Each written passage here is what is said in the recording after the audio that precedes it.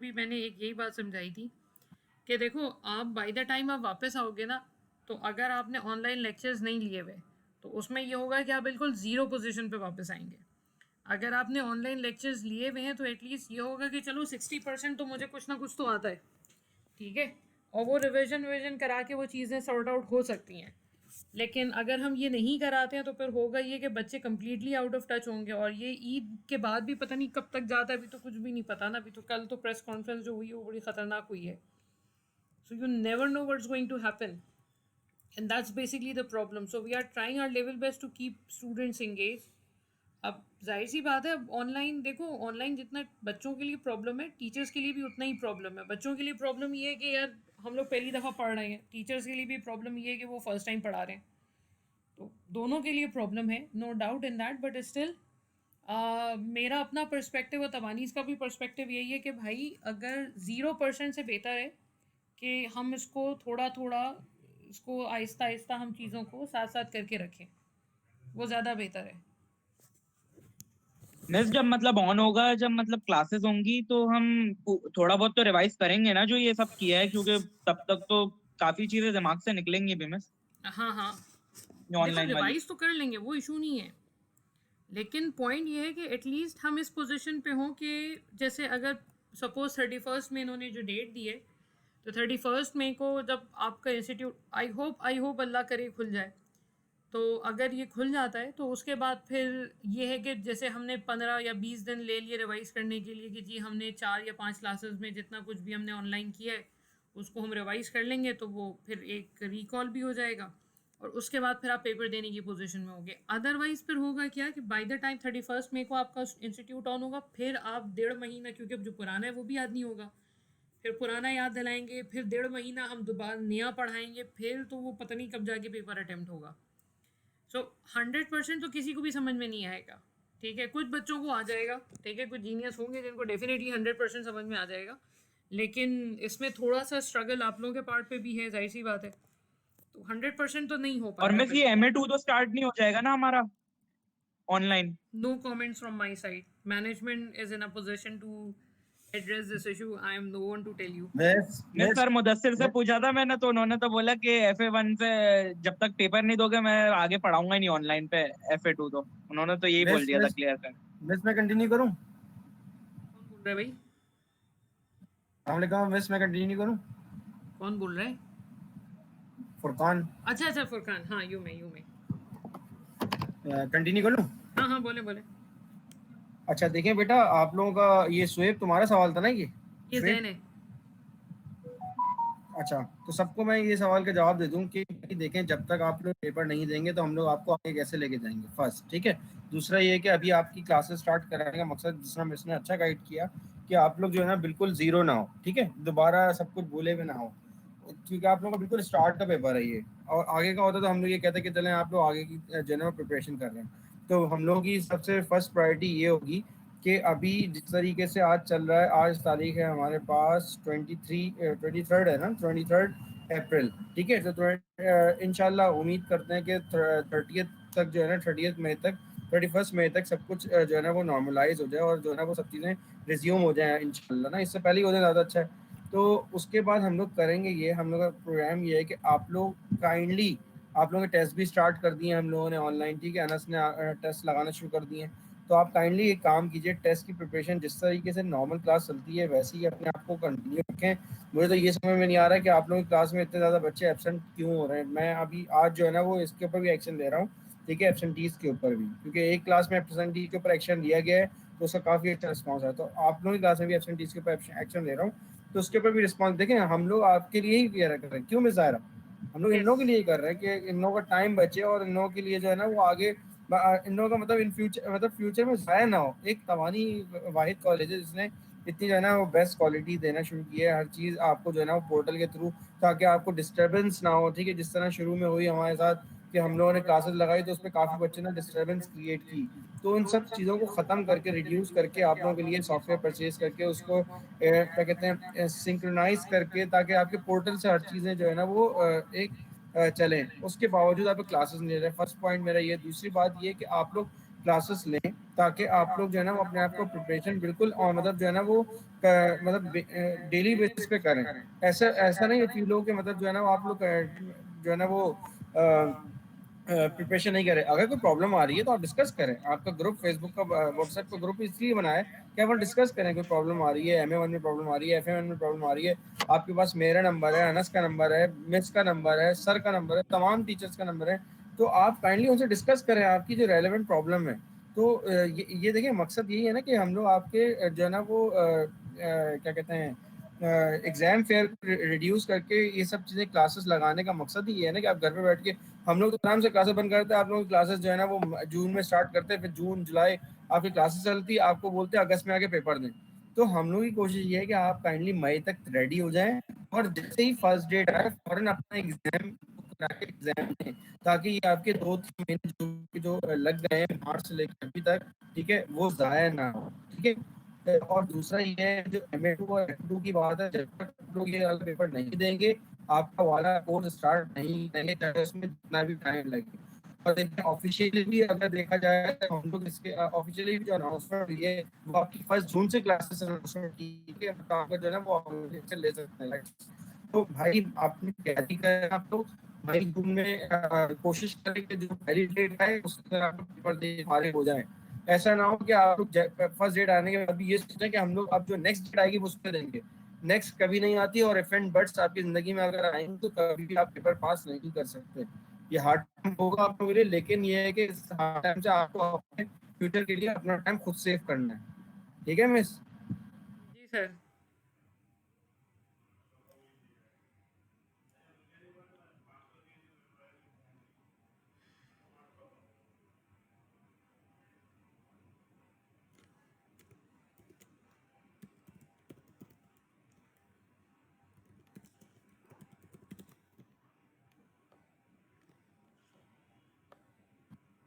Hello जी जी जी miss, जी। जी जी। Continue कर लें अब आप। मैं तो वेट कर रही हूँ 5 मिनट, ज़रा बच्चे आ जाएं फिर मैं ठीक है स्टार्ट ठीक है करूँ। ठीक है ठीक है मिस, ठीक है।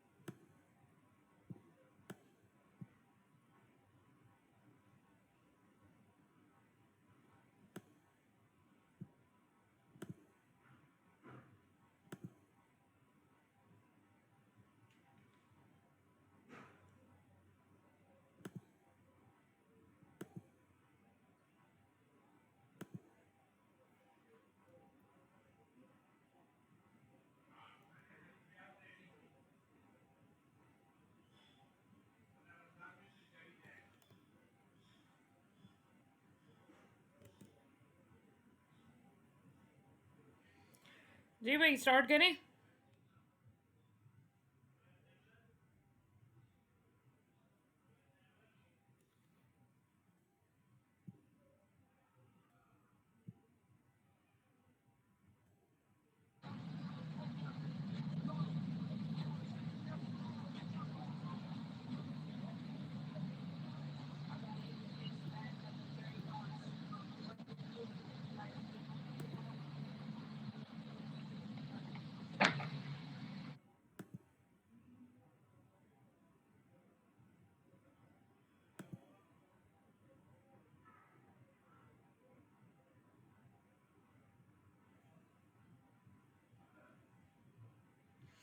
अच्छा, hello everyone, we are going to start with today's lecture. मुझे आप लोग बस चैट बॉक्स में ये बता दें कि आप लोग क्या अपने आप को अनम्यूट कर सकते हैं और मेरी आवाज़ आ रही है? हेलो। अच्छा यस, आवाज तो आ रही है सर, अच्छा, अनम्यूट भी हो सकता है। बस ठीक है, चलें बस सही। अच्छा, स्क्रीन शेयर हो रही है फुरकान? स्क्रीन तो शेयर हो रही है, मेरे बस पास ठीक है, बच्चों से ठीक है पूछना। जी, परफेक्ट। अच्छा देखिए जी, हम ओके। लोगों ने लास्ट क्लास में जो डिस्कशन किया था, मैं थोड़ा सा वो रिकैप कर दूं क्विकली, ठीक है? मैंने लास्ट क्लास में हम लोगों ने एब्जॉर्प्शन कॉस्टिंग डिस्कस किया था और एब्जॉर्प्शन कॉस्टिंग में हम लोगों ने ये पॉइंट डिस्कस किया था कि जी कंपनी जो है वो उसके पास एक ऑप्शन होता है कि वो चाहे तो एब्जॉर्प्शन यूज़ करे, चाहे तो मार्जिनल कॉस्टिंग यूज़ करे। हम लोगों ने एक प्रॉफिट एंड लॉस अकाउंट बनाया था और उस प्रॉफिट एंड लॉस अकाउंट में हम लोगों ने ये चीज़ देखी थी कि हम हमेशा सेल्स रेवेन्यू से स्टार्ट करते हैं, ठीक है?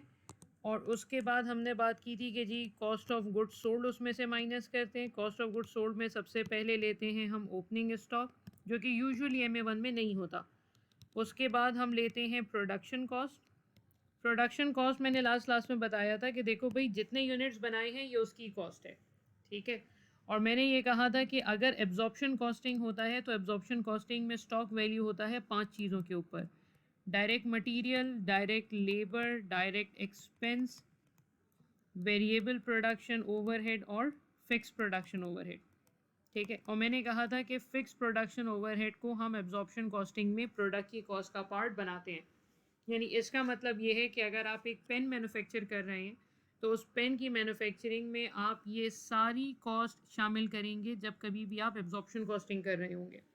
तो मैंने कहा था कि जब वो सपोज़ अगर 1000 यूनिट्स आपने बनाए हैं और उसकी कॉस्ट पर यूनिट आप सम चीज़ों को ऐड करने के बाद $10 आती है, तो हम प्रोडक्शन कॉस्ट में तकरीबन 10,000 लिखेंगे। और उसके बाद फिर हम क्लोजिंग स्टॉक माइनस करेंगे। क्लोजिंग स्टॉक मैंने कहा था कि जो बच जाएगा वो आपका क्लोजिंग स्टॉक होगा। तो अगर आपने 900 यूनिट सेल आउट किए हैं तो इसका मतलब है आपके पास 100 units as a closing stock बचते हैं और ये तकरीबन 1000 हो जाएगा। माइनस करेंगे तो 9000 का मेरे पास आ जाएगा कॉस्ट ऑफ गुड सोल्ड। फिर मैंने कहा था कि यार इन दोनों को जब हम माइनस करेंगे तो मेरे पास अनएडजस्टेड GP आएगा, ठीक है? और उसके बाद फिर हम अंडर ओवर एब्जॉर्प्शन की एडजस्टमेंट करेंगे। अच्छा, अंडर ओवर एब्जॉर्प्शन मैंने कहा था कि यार ये वही पुराना वाला तरीका है।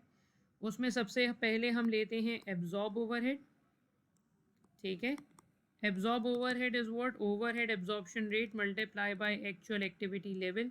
और आसानी के लिए मैं ये बता दूं कि जी फिक्स ओवर, आसानी के लिए तो खैर नहीं, एब्जॉर्प्शन कॉस्टिंग में हम यूजुअली सिर्फ फिक्स ओवरहेड लेते हैं, वेरिएबल ओवरहेड हम लेते नहीं है। उसके ऊपर अभी फ़िलहाल मैं डिस्कशन नहीं कर रही हूँ कि क्यों नहीं लेते, क्या मसला है, वो सब हम MA2 में डिस्कस कर लेंगे इंशाल्लाह। और उसको मल्टीप्लाई करते हैं हम एक्चुअल प्रोडक्शन के साथ और फिर उसमें से माइनस करते हैं एक्चुअल फिक्स्ड ओवरहेड्स। अगर एब्जॉर्ब की फ़िगर 50,000 आती है और एक्चुअल की फ़िगर 55,000 आती है तो हम इसको कहते हैं कि भाई 5,000 रुपये का हो गया अंडर एब्जॉर्प्शन, क्योंकि एब्जॉर्प्शन कम है।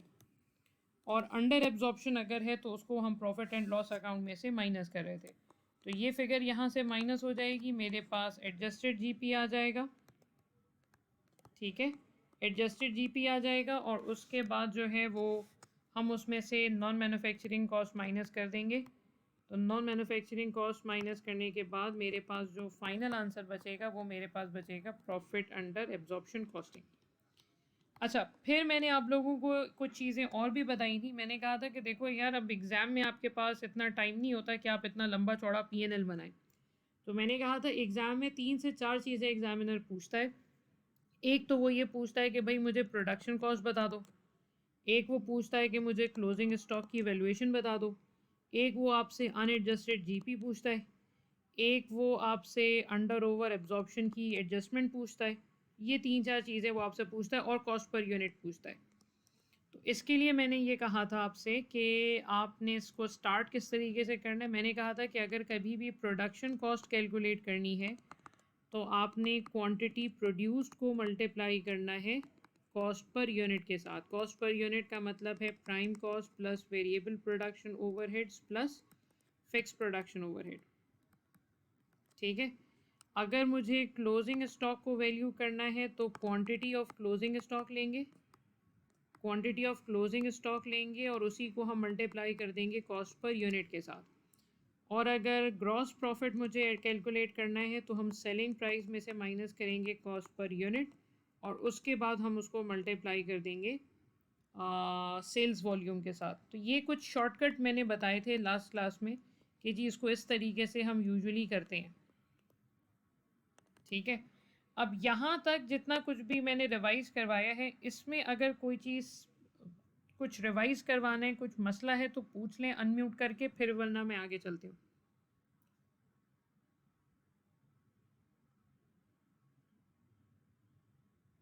ओके, मिस ये कॉपी कर रहे हैं, आप 1 मिनट रुक जाएं। पिक्चर नहीं ले लोगे? चलो मैं 1-2 मिनट रुक जाते हूँ। स्क्रीनशॉट ले लिया, मैं स्क्रीनशॉट ले लिया, आगे बढ़ जाएं। Thank you so much. Then you are responsible to take these screenshots, right? Okay, अच्छा अब हम लोग एक क्वेश्चन करने जा रहे हैं मुझे और इस क्वेश्चन में हम लोग अभी इन्हीं चीज़ों को बेसिकली जो भी एब्जॉर्प्शन कॉस्टिंग में किया है हमने वो अप्लाई करेंगे। Let me try to figure out that question. अभी किया तो था, जस्ट अ सेकेंड यार।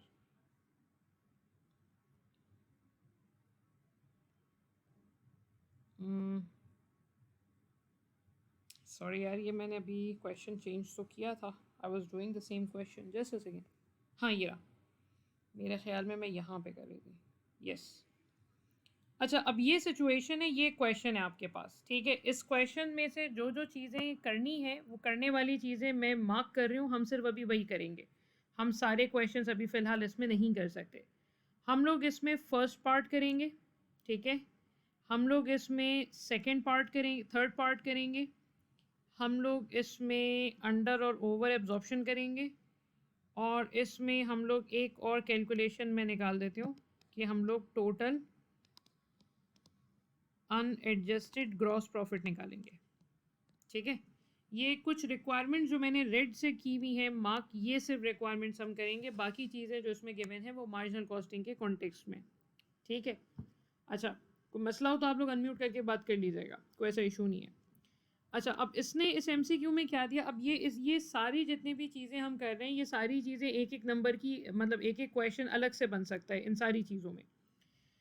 So the question says a company produces product X whose selling price is £50 per unit and unit cost data is as follows. Direct material उसने दे दिया 15 per unit, direct labor उसने आपको दे दिया 10 per unit.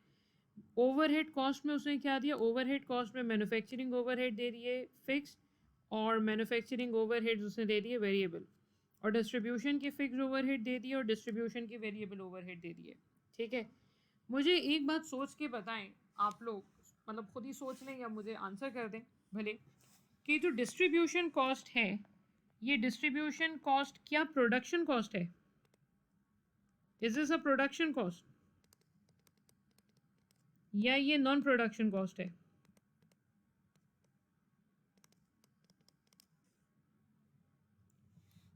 ये basically हाँ, कुछ हद तक तो सही जवाब है आप लोगों की, ये नॉन प्रोडक्शन कॉस्ट है, इसका प्रोडक्शन से डायरेक्टली कोई कनेक्शन नहीं है। Perfect, I like the response basically.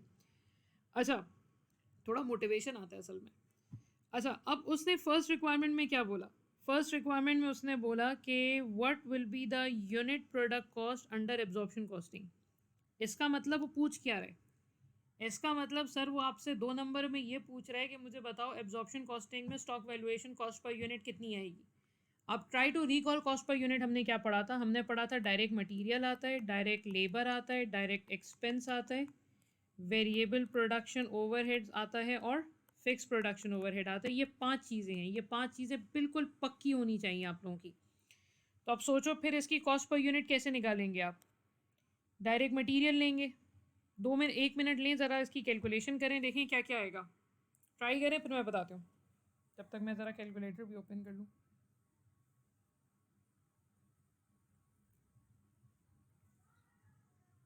Alright, एक आंसर 37 है। I am not sure, let's check this.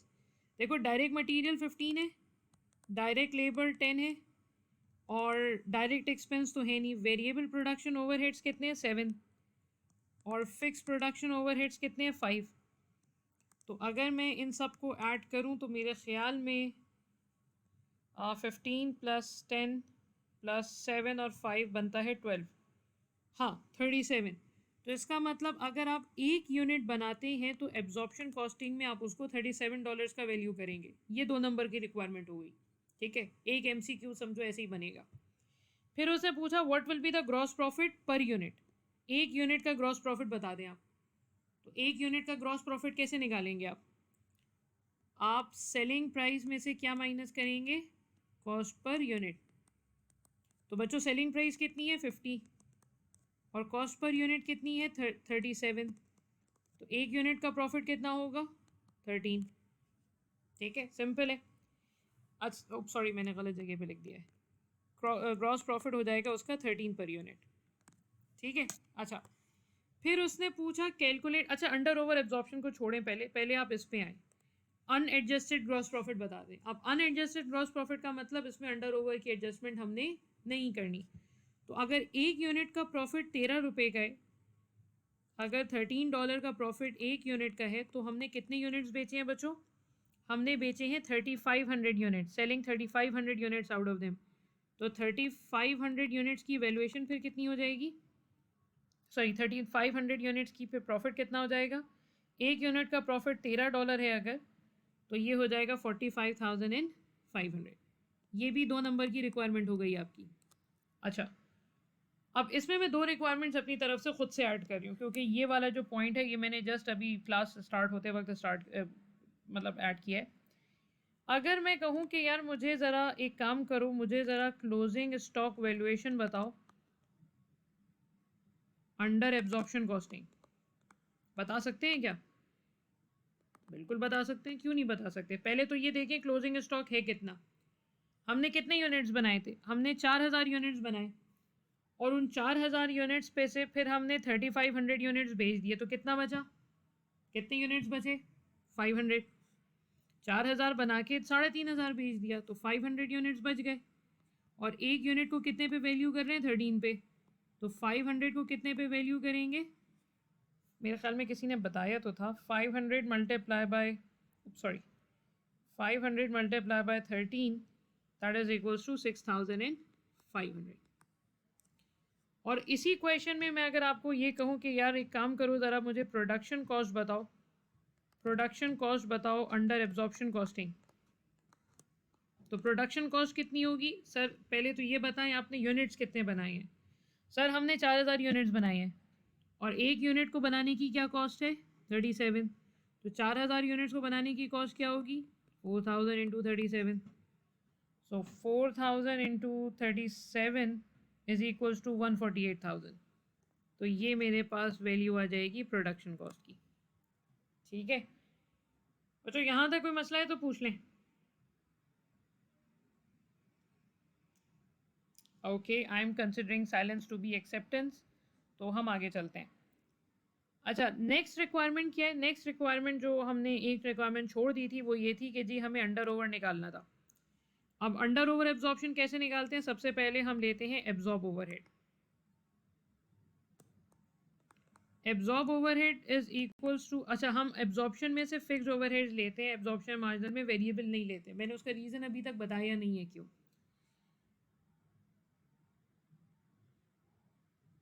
हाँ तो मैंने कुछ गलत कर दिया क्या?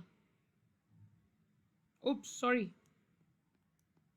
I made a mistake here. 37 से मल्टीप्लाई हो गई है, सॉरी, थैंक यू यार, पता नहीं कौन था। 18,500 आएगा, ठीक है। अच्छा थैंक यू। एब्जॉर्ब ओवरहेड कितने होंगे? एब्जॉर्ब ओवरहेड में हम फिक्स्ड ओवरहेड एब्जॉर्प्शन रेट लेंगे और उसको मल्टीप्लाई कर रहे थे हम एक्चुअल प्रोडक्शन के साथ। तो sir fixed overhead absorption rate कितना है? फिक्स्ड ओवरहेड एब्जॉर्प्शन रेट है 5 और एक्चुअल प्रोडक्शन है 4000 यूनिट्स की। तो 5 मल्टीप्लाई बाय 4000, सर एब्जॉर्प्शन हो गई मेरे पास तकरीबन 20,000 की। अब आप देखें एक्चुअल ओवरहेड्स कितने, एक्चुअल फिक्स्ड ओवरहेड्स हैं, एक्चुअल फिक्स्ड ओवरहेड उसने क्वेश्चन में बताए 22,000। तो इसका मतलब क्या हुआ? इसका मतलब ये हुआ कि 2000 से आपकी फिगर आ रही है अंडर एब्जॉर्ब। और बच्चों अंडर एब्जॉर्ब को पीएनएल में प्लस करते हैं माइनस करते हैं? हमने बात की थी कि under absorption profit and loss account में से हमेशा माइनस होती है। बच्चों यहाँ तक अगर कोई मसला है तो पूछ लें, मैं 2 मिनट रुक रही हूँ। आप में से अगर किसी ने स्क्रीनशॉट लेना है तो वो ले ले। Then you are welcome to do that, ठीक है भाई। बच्चों यहाँ तक कोई मसला है? कुछ चैट में लिख के बता दो यार। Shall I consider this to be fine?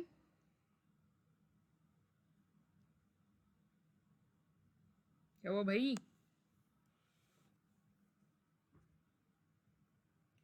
Gross profit per unit, gross profit per unit बेटा अभी हमने देखा था ना। ग्रॉस प्रॉफिट पर यूनिट निकालने के लिए हम सेलिंग प्राइस में से कॉस्ट पर यूनिट माइनस करते हैं तो 1 यूनिट का ग्रॉस प्रॉफिट आता है, ठीक है। तो हमने यहाँ पे क्या किया, सेलिंग प्राइस कितनी थी? सेलिंग प्राइस थी $50 की, ठीक है। और 1 यूनिट को बनाने की कॉस्ट कितनी थी? 1 यूनिट को की बनाने की कॉस्ट 37 थी, ठीक है। ये कॉस्ट पर यूनिट थी, तो 1 यूनिट का ग्रॉस प्रॉफिट आ गया $13। तो ये है जीपी पर यूनिट। तो अगर वो जीपी पर यूनिट पूछता है तो 13 बता देंगे, और अगर वो आपसे टोटल ग्रॉस प्रॉफिट अनएडजस्टेड पूछता है या टोटल ग्रॉस प्रॉफिट पूछता है, मेरा अपना पर्सनल ख्याल है कि ग्रॉस प्रॉफिट में अनएडजस्टेड ही पूछेगा, वो एडजस्टेड वाली चीज़ पे जाएगा नहीं। तो हम मेरे 1 यूनिट का जीपी अगर $13 का है तो हमने कितने यूनिट्स बेचे? 3500 यूनिट्स बेचे। तो 3500 यूनिट्स का ग्रॉस प्रॉफिट जो है वो 45,500 है, ठीक है भाई। और कोई मसला है? और किसी ने कुछ पूछना है? चलें आगे चलते हैं। अच्छा ये काम हमने किया था एब्जॉर्प्शन कॉस्टिंग में, ठीक है। एब्जॉर्प्शन कॉस्टिंग में हमने प्रॉफिट एंड लॉस अकाउंट बनाया था। फिर मैंने कहा था यार शॉर्टकट से अगर हम चाहें तो शॉर्टकट से भी चीज़ों को कर सकते हैं। आप अगर चाहो तो आप इसी क्वेश्चन का प्रॉफिट एंड लॉस अकाउंट बना लेना घर पे, वो इतना कोई बड़ा मसला नहीं है। अच्छा अब इसी चीज़ को अगर कोई मुझे ये कहे कि यार चलें एब्जॉर्प्शन तो मुझे कुछ हद तक बात समझ में आ रही है, ठीक है, कि एब्जॉर्प्शन में क्या करें। कोई कुछ पूछना चाह रहे हैं? ओके, अब मुझे आप एक काम करें, ज़रा मार्जिनल तो बताएं, मार्जिनल में क्या करेंगे? तो मार्जिनल जो है वो तकरीबन वैसे ही है जैसे एब्जॉर्प्शन है, बस छोटा सा एक फ़र्क है। देखिए मार्जिनल कॉस्टिंग में अगर मुझे प्रॉफिट एंड लॉस अकाउंट बनाना है तो मार्जिनल कॉस्टिंग में किस तरीके से बनाएंगे, अब ज़रा फ़र्क देखिएगा। मार्जिनल कॉस्टिंग का पीएनएल भी स्टार्ट कहाँ से होगा? सेल्स रेवेन्यू से। हर प्रॉफिट एंड लॉस अकाउंट, हर इनकम स्टेटमेंट सेल्स रेवेन्यू से ही स्टार्ट होती है, तो ये भी सेल्स रेवेन्यू से स्टार्ट होगा। उसके बाद हम माइनस करेंगे वेरिएबल कॉस्ट ऑफ सेल्स। ये एब्जॉर्प्शन कॉस्टिंग से मुख्तलिफ है। एब्जॉर्प्शन कॉस्टिंग में हम क्या ले रहे थे? एब्जॉर्प्शन कॉस्टिंग में हम ले रहे थे कॉस्ट ऑफ गुड्स सोल्ड। यहाँ पे हम कॉस्ट ऑफ गुड्स सोल्ड के बजाय वेरिएबल कॉस्ट ऑफ सेल्स दे रहे हैं, तो ये एक डिफरेंट काम कर रहे हैं हम यहाँ पे, ठीक है। अच्छा वेरिएबल कॉस्ट ऑफ सेल्स में क्या क्या आ जाएगा? इसमें सबसे पहले हम लेंगे ओपनिंग स्टॉक, वो यूजुअली नहीं होता है M1 में। उसके बाद हम उसमें ऐड करेंगे वेरिएबल प्रोडक्शन कॉस्ट। अब सर ये वेरिएबल प्रोडक्शन कॉस्ट क्या चीज़ है? देखें सिंपल सी बात है, सपोज़ मेरी जो प्रोडक्शन थी ड्यूरिंग द पीरियड, वो प्रोडक्शन थी कुछ 1000 यूनिट्स की, ठीक है, हमने 1000 यूनिट्स बनाए, ठीक है। और उसके बाद मैंने कहा कि भाई ठीक है 1000 यूनिट्स बनाए, अब मुझे बताओ कि एक यूनिट को बनाने की कॉस्ट क्या है। तो आप मुझसे पूछेंगे कि जी एब्जॉर्प्शन में बात हो रही है कि मार्जिनल में बात हो रही है। मैंने कहा मार्जिनल में बात हो रही है। तो आपके जहन में आया कि भाई मार्जिनल में जब कभी भी हम बात करते हैं तो कॉस्ट पर यूनिट में सारी कॉस्ट इंक्लूड नहीं करते। तो मार्जिनल कॉस्टिंग में कॉस्ट पर यूनिट में हम डायरेक्ट मटेरियल लेते हैं, डायरेक्ट लेबर लेते हैं, डायरेक्ट एक्सपेंस लेते हैं और वेरिएबल प्रोडक्शन ओवरहेड्स लेते हैं। मार्जिनल कॉस्टिंग में हम फिक्स प्रोडक्शन ओवरहेड को प्रोडक्ट की कॉस्ट का पार्ट नहीं बनाते। और ये चीज़ मैंने लास्ट क्लास में भी कही थी कि देखो भाई मार्जिनल कॉस्टिंग का कॉन्सेप्ट ये कहता है कि आप अगर 10% प्रोडक्शन बढ़ा रहे हो तो 10% प्रोडक्शन बढ़ाने से आपकी फ़िक्स कॉस्ट पे कोई फ़र्क नहीं पड़ता। आप 10% प्रोडक्शन कम कर दो तब भी आपकी फ़िक्स कॉस्ट पे कोई फ़र्क नहीं पड़ता। तो जब फ़िक्स कॉस्ट का प्रोडक्शन बढ़ाने या कम करने से कोई ताल्लुक ही नहीं है तो उसका मतलब फ़िक्स कॉस्ट आपकी प्रोडक्शन से एसोसिएटेड ही नहीं है, इसका ये मतलब है। तो जब कभी भी हम वेरिएबल प्रोडक्शन कॉस्ट की बात करते हैं तो वेरिएबल प्रोडक्शन कॉस्ट में बस ये 4 चीज़ें आती हैं। याद रखिएगा वेरिएबल प्रोडक्शन कॉस्ट में फ़िक्स प्रोडक्शन ओवरहेड्स को हम शामिल नहीं करते। ये ब्लंडर है, बहुत बच्चे करते हैं। तो बस ये 4 चीज़ें आएंगी जब कभी भी हम variable manufacturing cost per unit निकालेंगे। अब सपोज़ मैं ज़रा इसको बंद कर दूँ। सपोज डायरेक्ट मटेरियल 10 रुपये का है, डायरेक्ट लेबर $5 का है, डायरेक्ट एक्सपेंस नहीं है, वेरिएबल प्रोडक्शन ओवरहेड अगर $6 का है तो इसका मतलब तकरीबन 21 पर यूनिट की कॉस्ट बन रही है। तो जो वेरिएबल प्रोडक्शन कॉस्ट हम निकालेंगे उसमें हम 1000 को सिर्फ मल्टीप्लाई करेंगे 21 से, तो ये आ जाएगा 21,000। तो एब्जॉर्प्शन में उसमें फिर फ़र्क क्या बना? एब्जॉर्प्शन में उसमें फ़र्क ये बना कि अगर यही चीज़ एब्जॉर्प्शन में करनी होती तो यहाँ पे फिक्स्ड ओवरहेड्स भी डालते, यहाँ पे फिक्स्ड ओवरहेड्स भी आता। अगर मार्जिनल कॉस्टिंग है तो इसमें फिक्स्ड ओवरहेड्स यहाँ पे नहीं आएगा। तो जो मैं दूसरे कलर से लिख रही हूँ ये वो चीज़ है जो कि एब्जॉर्प्शन कॉस्टिंग में होती अगर हम यूज़ कर रहे होते तो। ठीक है भाई, तो ये वेरिएबल प्रोडक्शन कॉस्ट आ गई। उसके बाद फिर यहाँ से हम माइनस करेंगे closing stock. Sir closing stock कैसे निकालेंगे? बिल्कुल वैसे ही निकालेंगे जैसे एब्जॉर्प्शन में निकाला था। देखें सपोज हमने 1000 यूनिट्स बनाए और उसमें से हमने सेल कर दिए कुछ 800 यूनिट्स, तो मेरे पास क्लोजिंग स्टॉक कितना बचा? मेरे पास क्लोजिंग स्टॉक बचा 200 यूनिट्स का। ठीक है, अब 200 यूनिट्स की वैल्यूएशन कितनी होगी? सर मार्जिनल में आप ये देखें, मार्जिनल में कॉस्ट पर यूनिट है क्या? मार्जिनल में कॉस्ट पर यूनिट कितनी है? 21। तो हम इसको मल्टीप्लाई कर देंगे 21 के साथ और मेरे पास आ जाएगा 4200। ये वैल्यूएशन हो जाएगी क्लोजिंग स्टॉक की। तो फ़र्क किस चीज़ का है? फ़र्क अभी तक सिर्फ एक बात का है कि हमने फिक्स्ड ओवरहेड को प्रोडक्ट की कॉस्ट का पार्ट नहीं बनाया। ठीक है, तो ये यहाँ से माइनस करेंगे। अच्छा, ये जब माइनस कर देंगे तो यहाँ पे अभी हम इसको आउटर कॉलम में नहीं लिखेंगे, अभी हम इसको इनर कॉलम में ही लिखेंगे। आउटर कॉलम में मत लिखना अभी इसको। ठीक है, अच्छा इसके बाद फिर हम अगर कोई वेरिएबल नॉन मैन्युफैक्चरिंग कॉस्ट है, अगर कोई वेरिएबल नॉन मैन्युफैक्चरिंग कॉस्ट है तो उसको हम यहीं पे प्लस कर देंगे। ये प्रोडक्शन रिलेटेड वेरिएबल कॉस्ट है, ये सेलिंग या एडमिन या मार्केटिंग रिलेटेड वेरिएबल कॉस्ट है, इन दोनों को हमने प्लस करना है। तो ये जो फिगर आएगी ये रिप्रेजेंट करेगी वेरिएबल कॉस्ट ऑफ सेल्स, ये रिप्रेजेंट करेगा वेरिएबल कॉस्ट ऑफ सेल्स। ये जब आप इसमें से माइनस कर देंगे, ये जब आप इसमें से माइनस कर देंगे तो आपके पास आ जाएगा, आपके पास जो फिगर आएगी उस फिगर को हम कहेंगे कि ये है मेरा कंट्रीब्यूशन मार्जिन। और ये एब्जॉर्प्शन कॉस्टिंग में डिफरेंट किस तरीके से है? अगर यही चीज़ एब्जॉर्प्शन कॉस्टिंग में होती तो यहाँ पे हम लोग लिखते ग्रॉस प्रॉफिट। अगर मार्जिनल कॉस्टिंग है तो उसमें हम लिखेंगे कंट्रीब्यूशन। एब्जॉर्प्शन कॉस्टिंग में ये वाली चीज़ यहाँ पे नहीं होती। अब मार्जिनल कॉस्टिंग में हम वेरिएबल मैन्युफैक्चरिंग कॉस्ट को यहीं पे ऐड कर रहे हैं। ठीक है, अच्छा ये काम कर लिया आपने। उसके बाद जितनी भी एक्चुअल फिक्स्ड ओवरहेड्स हैं, जितने भी एक्चुअल फिक्स्ड ओवरहेड्स हैं, चाहे वो प्रोडक्शन हो चाहे वो नॉन प्रोडक्शन हो, मतलब सेलिंग एडमिन वगैरह जो भी है, वो यहीं से हम माइनस कर देंगे और मेरे पास जो प्रॉफिट आएगा उस प्रॉफिट को हम कहेंगे कि ये मेरा प्रॉफिट है अंडर सॉरी, ये मेरा प्रॉफिट है अंडर मार्जिनल कॉस्टिंग। अब इसमें क्या चीज़ हमने नहीं की, इसमें सर हमने अंडर ओवर नहीं निकाला। अंडर ओवर क्या नहीं निकलेगा मार्जिनल में? नहीं, अंडर ओवर मार्जिनल कॉस्टिंग में कभी भी कैलकुलेट नहीं होता, क्योंकि फिक्स कॉस्ट को हम प्रोडक्ट की कॉस्ट में एब्जॉर्ब ही नहीं कर रहे हैं। तो जब फिक्स कॉस्ट को प्रोडक्ट की कॉस्ट में एब्जॉर्ब ही नहीं कर रहे तो उसमें से फिर अंडर ओवर का सवाल भी नहीं पैदा होता।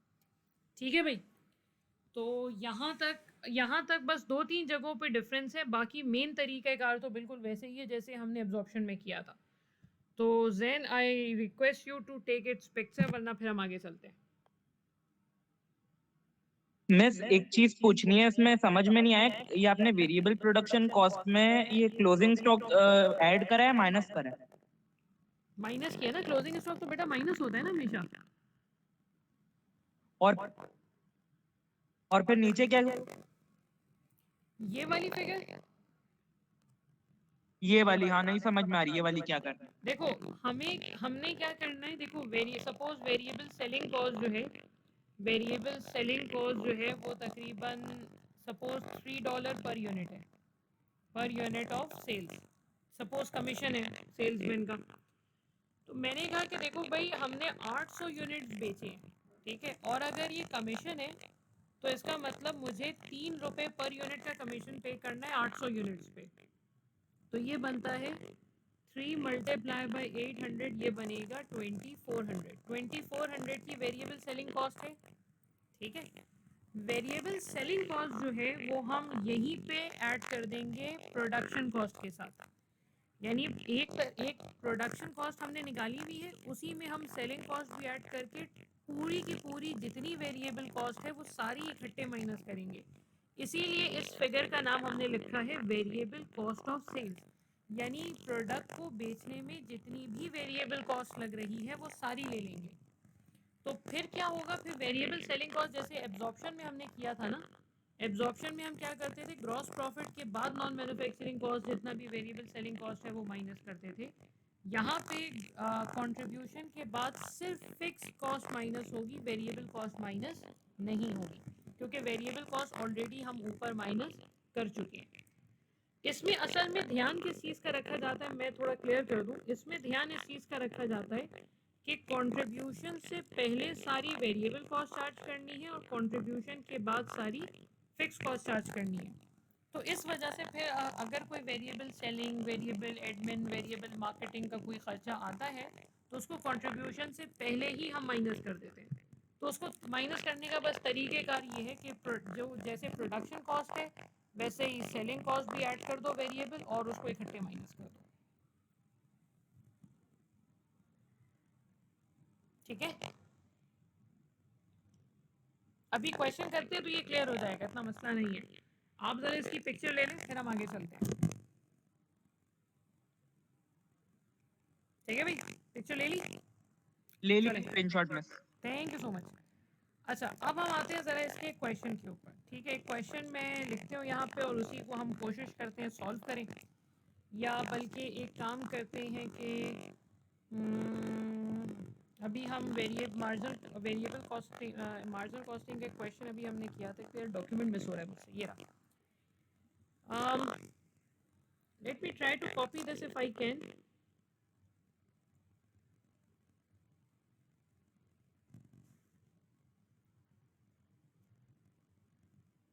यार चलें छोड़ें यार, हम वही क्वेश्चन कर लेते हैं, यहाँ कर लेते हैं, वो फिर मसला होगा उसमें। देखिए सपोज एक छोटा सा क्वेश्चन मैं यहाँ पे लिख रही हूँ साइड में, ठीक है। इसमें हम लेते हैं कि जी सेलिंग प्राइस हम प्रोडक्ट की ले लेते हैं 100, ठीक है। डायरेक्ट मटेरियल कॉस्ट हम ले लेते हैं 50, डायरेक्ट लेबर हम सॉरी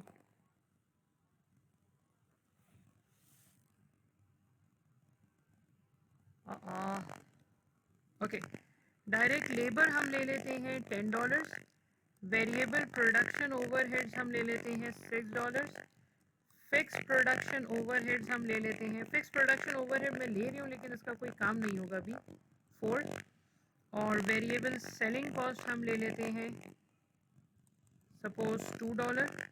एक्चुअल प्रोडक्शन हम ले लेते हैं कुछ 5000 यूनिट्स की, और एक्चुअल सेल्स हम लोग ले लेते हैं सपोज 4000 यूनिट्स की।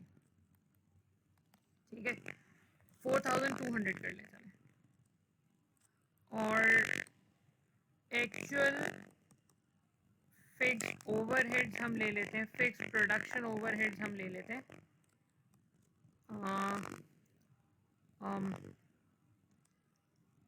23,000 के। ठीक है, अब मैंने कहा यार ये काम करो ज़रा, मुझे मार्जिनल कॉस्टिंग में एक P&L तो बना के बताओ।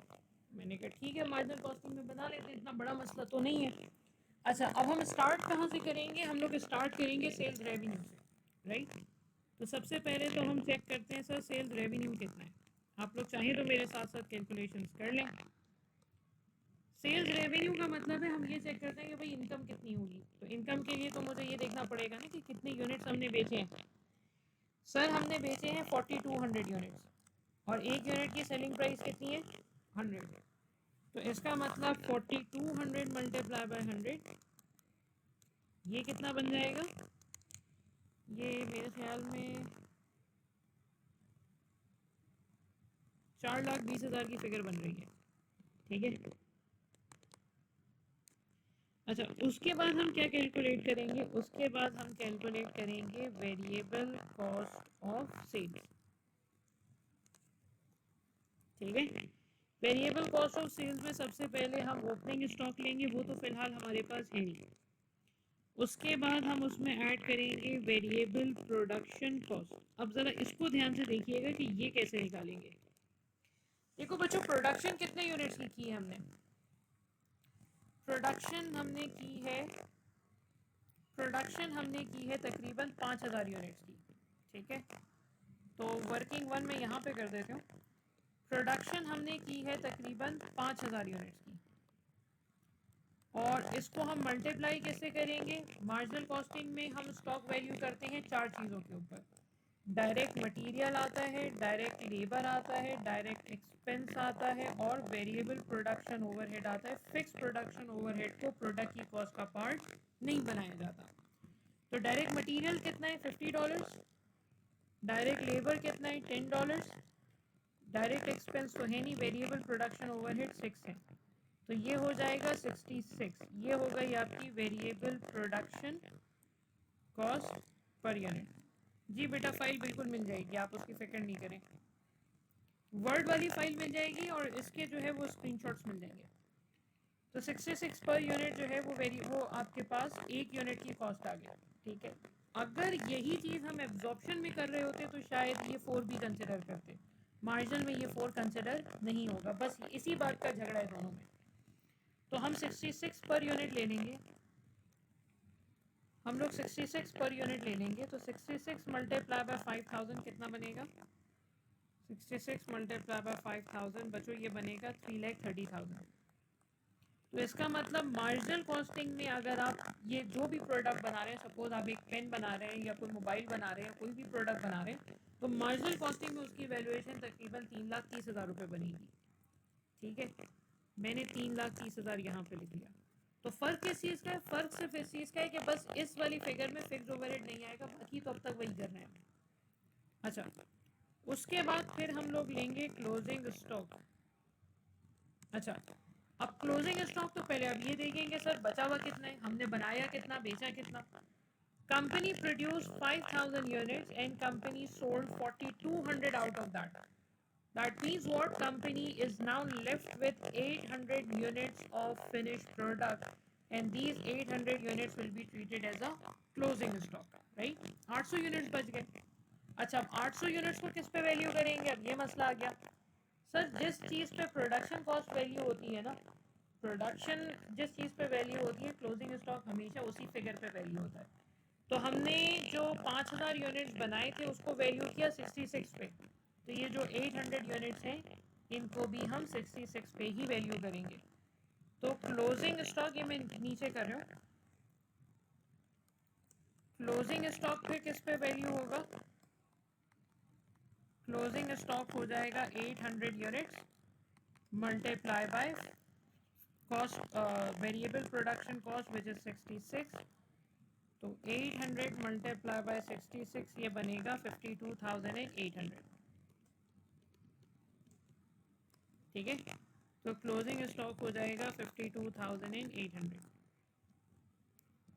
ये माइनस करेंगे तो मेरे पास कितना बचेगा, 3,30,000 माइनस 52,800, 227,200, 227,200।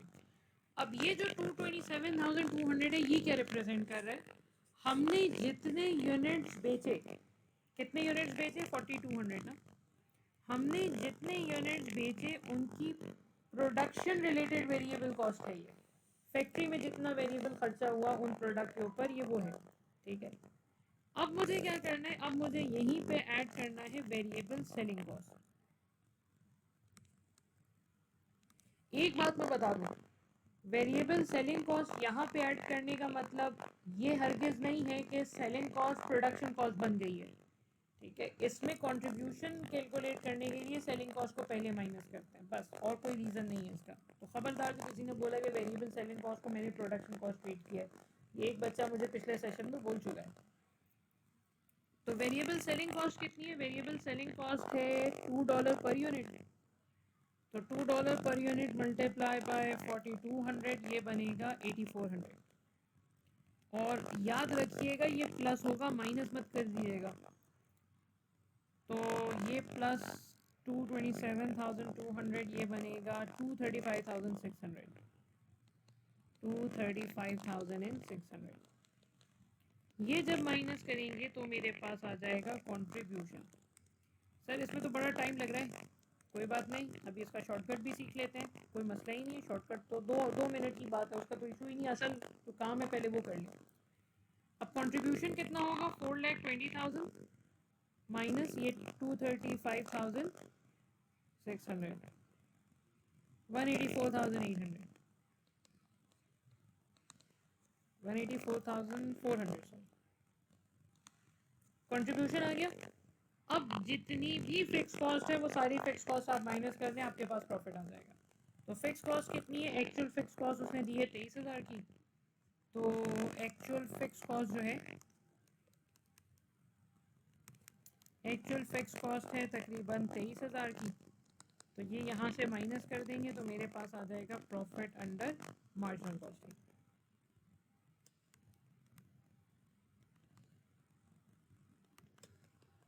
ठीक है, सो इसमें से अगर मैं 23,000 माइनस कर दूं तो ये बनेगा 161,400।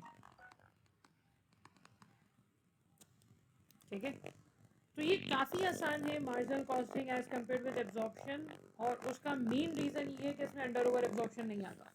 अंडर एब्जॉर्प्शन की कैलकुलेशन मार्जिनल कॉस्टिंग में हम नहीं करते।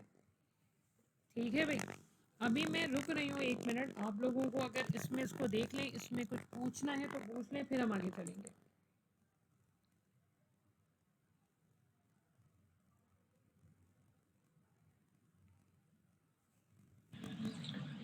मिस ये जो वेरिएबल सेलिंग प्राइस 235,600 इसको थोड़ा समझा दें। ओके, अभी समझा देते हूँ। देखिए, ये जो 235,600 है ना, ये रिप्रेजेंट कर रहा है variable cost of sales. Variable cost of sales का मतलब है, देखो कोई भी चीज़ जब आप बनाते हैं ना, आपने फॉर एग्जांपल एक पेन बनाया, अब उस हम ये देख रहे हैं कि उस पेन को बेचने की वेरिएबल कॉस्ट क्या है। अब उस पेन को बेचने की वेरिएबल कॉस्ट, अब ज़रा ये सोचें, देखिए पहले तो आपने उस पेन को मैन्युफैक्चर किया, पहले आपने प्लास्टिक ख़रीदा, इंक खरीदी, और आपने उसका कैप बनाया और सारी चीज़ों को असेंबल किया, पैक किया, तो एक तो आपने प्रोडक्ट बनाया, वो खर्चा हुआ आपका। तो प्रोडक्ट बेचने के लिए सबसे पहला जो प्राइम खर्चा है आपका वो तो ये है कि जी मैन्युफैक्चरिंग कॉस्ट है, मुझे प्रोडक्ट बनाना है। फिर प्रोडक्ट बना के जब आपने उसको अपने पास रख लिया तो रखने से तो नहीं चलेगा ना काम, उसको बेचना भी तो पड़ेगा। तो मैंने कहा यार बेचने की भी कोई ना कोई कॉस्ट होगी। अब बेचने की कॉस्ट क्या होगी, डिस्ट्रीब्यूशन की कॉस्ट होती है, सेल्स की कमीशन वगैरह की कॉस्ट होती है। तो मैंने कहा भाई कमीशन भी देना पड़ेगा मुझे बंदे को, मुझे डिस्ट्रीब्यूटर तक, वो सॉरी जो बंदा है जिसको हम बेच रहे हैं उसके उसके डिपार्टमेंट तक, उसके स्टोर तक चीज़ें पहुंचानी पड़ेंगी, तो पेट्रोल का खर्चा भी होगा, वो भी वेरिएबल कॉस्ट है। तो ये जो 235,600 रिप्रेजेंट कर रहे हैं ना, ये रिप्रेजेंट कर रहा है टोटल कॉस्ट, यानी बनाने की भी वेरिएबल कॉस्ट और बेचने की भी वेरिएबल कॉस्ट। ये जो कॉस्ट है ना 227,200, ये प्रोडक्शन रिलेटेड वेरिएबल कॉस्ट है, ये प्रोडक्शन रिलेटेड वेरिएबल कॉस्ट है। और ये जो 8400 है ये मेरी सेल्स रिलेटेड वेरिएबल कॉस्ट है। तो ये दोनों ही खर्चे मुझे करने पड़ेंगे अगर मुझे इस प्रोडक्ट को बेचना है। तो बनाने की भी वेरिएबल कॉस्ट है और बेचने की भी वेरिएबल कॉस्ट है। तो ये बेसिकली जो 235,600 है, ये इन दोनों फिगर्स का समेशन शो कर रहा है कि भाई प्रोडक्ट को बेचने की कॉस्ट क्या है। तो बनाएंगे पहले, फिर बेचेंगे, दोनों को प्लस करेंगे तो ये कॉस्ट आ जाएगी। यानी हम ये कह सकते हैं कि ये जो 230 production related cost is 227,200। Yes, तो हम ये कह सकते हैं कि भाई ये जो खर्चा है ना, ये प्रोडक्ट को स्टार्टिंग 0 पॉइंट से लेके बेचने तक का जितना वेरिएबल खर्चा है ये वो है। और किसी को कुछ पूछना है भाई? Thank you. मिस ये कंट्रीब्यूशन मार्जिन की मतलब एक वो डेफिनेशन बता दें। मैंने पिछली क्लास में यही बोला था। देखो, मुझसे कोई भी बच्चा कंट्रीब्यूशन की डेफिनेशन पूछता है ना, मैं सीधा बोलती हूँ कि यार मुझे बताओ प्रॉफिट की डेफिनेशन क्या है। बच्चा बोलता है मैम कॉस्ट के ऊपर जो मिल रहा है आपको प्रॉफिट है, और मैं पीछे पड़ जाऊँ, मैं कहूँ नहीं डेफिनेशन बताओ। आप कितनी भी डेफिनेशन खोद के निकाल लें, डेफिनेशन यही निकलेगी कि भाई कॉस्ट के ऊपर जितना है वो प्रॉफिट है। उसी तरीके से कंट्रीब्यूशन भी है। कंट्रीब्यूशन ये कहता है कि वेरिएबल कॉस्ट के ऊपर जितना भी आपको मिल रहा है, वेरिएबल कॉस्ट के ऊपर जितना भी आपको मिल रहा है वो आपका कंट्रीब्यूशन है। जैन इकोनॉमिक्स पढ़ी है?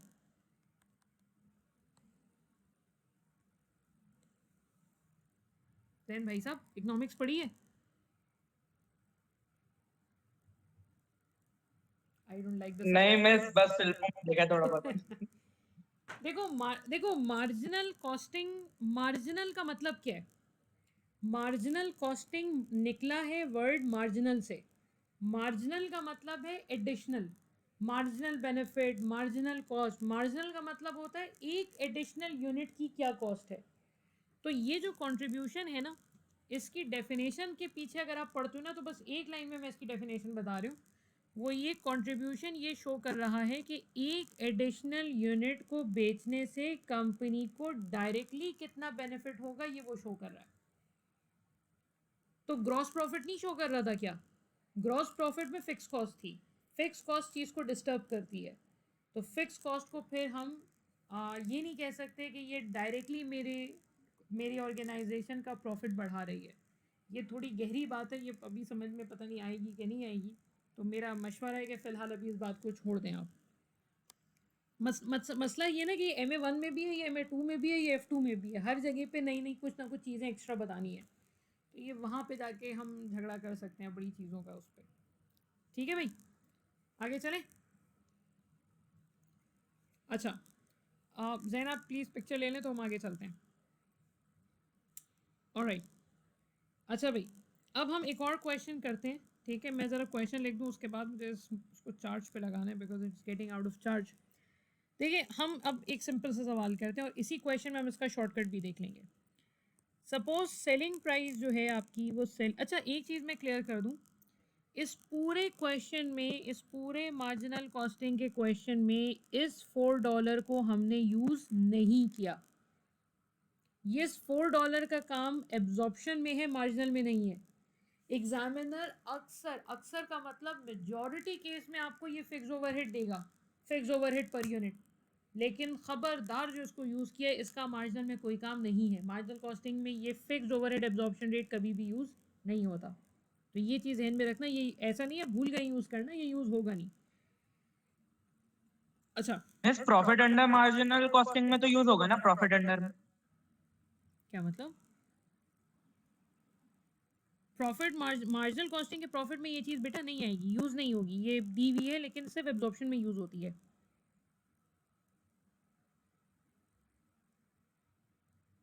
मैंने आपकी बात का जवाब दे दिया है क्या? मिस लेकिन आपने माइनस तो किया, कहाँ पे? आपने माइनस तो किया है लेकिन मिस यहाँ पे कहाँ पे? ये एक्चुअल फिक्स्ड कॉस्ट वही देख रहा हूँ। नहीं नहीं नहीं नहीं, एक्चुअल फिक्स कॉस्ट तो ये है 23,000 की, ये फिक्स कॉस्ट है। जी जी, ये थोड़ी है, ये 4 को हमने ना तो मल्टीप्लाई किया ना डिवाइड किया, कुछ भी नहीं किया। ये जो 4 है ना ये सिर्फ एब्जॉर्प्शन हाँ वो कॉस्ट अंडर ओवर वाला तो हट गया है ना। हाँ अंडर ओवर एब्जॉर्प्शन तो है ही नहीं ना। यही तो आसानी है मार्जिन में, बच्चे अंडर ओवर से निकल जाते हैं, उनका सबसे बड़ा मसला जो है वही सॉर्ट आउट हो जाता है। अच्छा, सपोज सेलिंग प्राइस जो है वो प्रोडक्ट की है $80 की, ठीक है। हम लोग ले लेते हैं प्राइम कॉस्ट, ले लेते हैं डायरेक्टली प्राइम कॉस्ट ले लेते हैं, सपोज 60 तो ज़्यादा हो जाएगा, 45 ले लेते हैं। और वेरिएबल प्रोडक्शन ओवरहेड्स ले लेते हैं सपोज $5, और फिक्स प्रोडक्शन ओवरहेड्स हम ले लेते हैं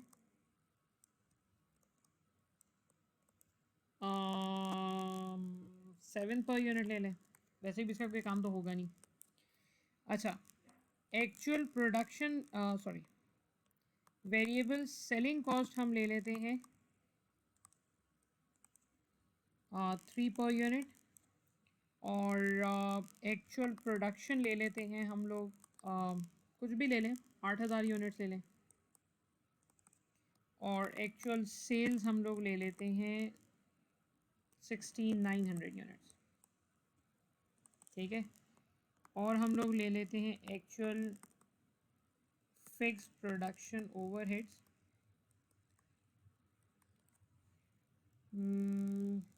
जस्ट अ सेकेंड, 60,000, ठीक है। अब मैंने कहा यार एक काम करो, ज़रा मुझे मार्जिनल कॉस्टिंग में ज़रा पीएनएल बना के बताओ, ठीक है। अब मार्जिनल कॉस्टिंग का पीएनएल आप कैसे बनाएंगे, अब ज़रा उसको देखते हैं। अब ज़रा रिकॉल करें, कोशिश करें कि थोड़ा सा रिकॉल करें चीज़ों को। सबसे पहले हम क्या लेंगे, सबसे पहले बच्चों हम लेंगे सेल्स रेवेन्यू, ठीक है। सेल्स रेवेन्यू क्या लेंगे, ज़रा सोचें, किसको किससे मल्टीप्लाई करेंगे। हम लोग मल्टीप्लाई करेंगे 6900 को 80 के साथ,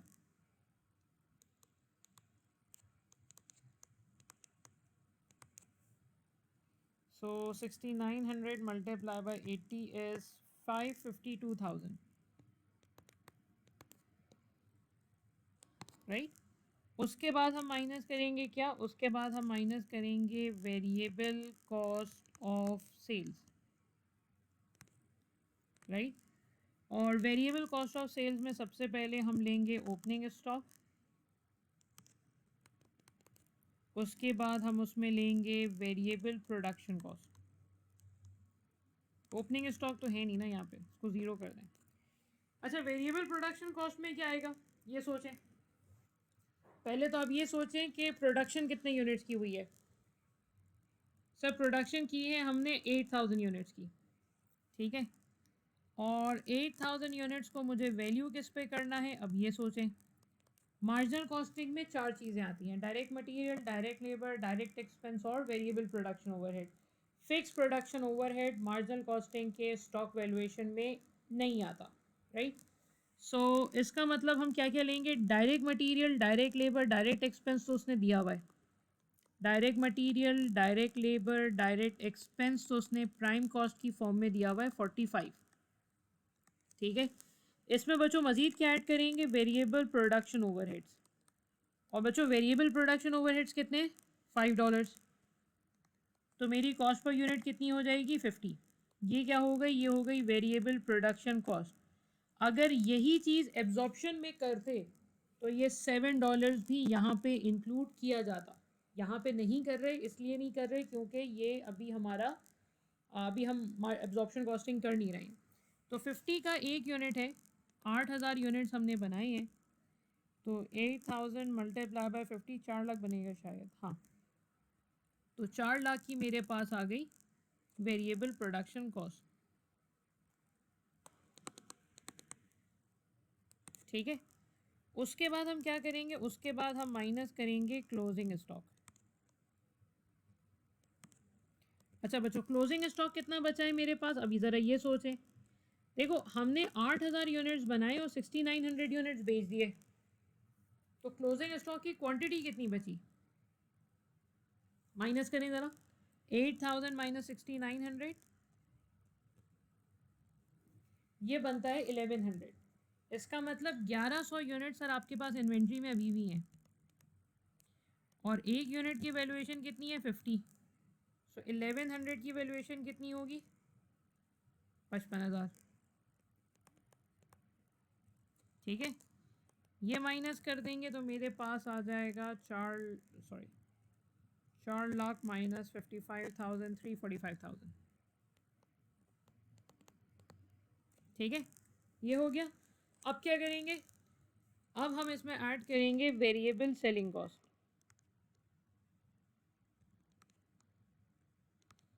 राइट, अभी सेलिंग कॉस्ट कितनी है 3 पर यूनिट, और कितने यूनिट्स बेचे हमने 6900। सो 6900 मल्टीप्लाई बाय 3 20,700।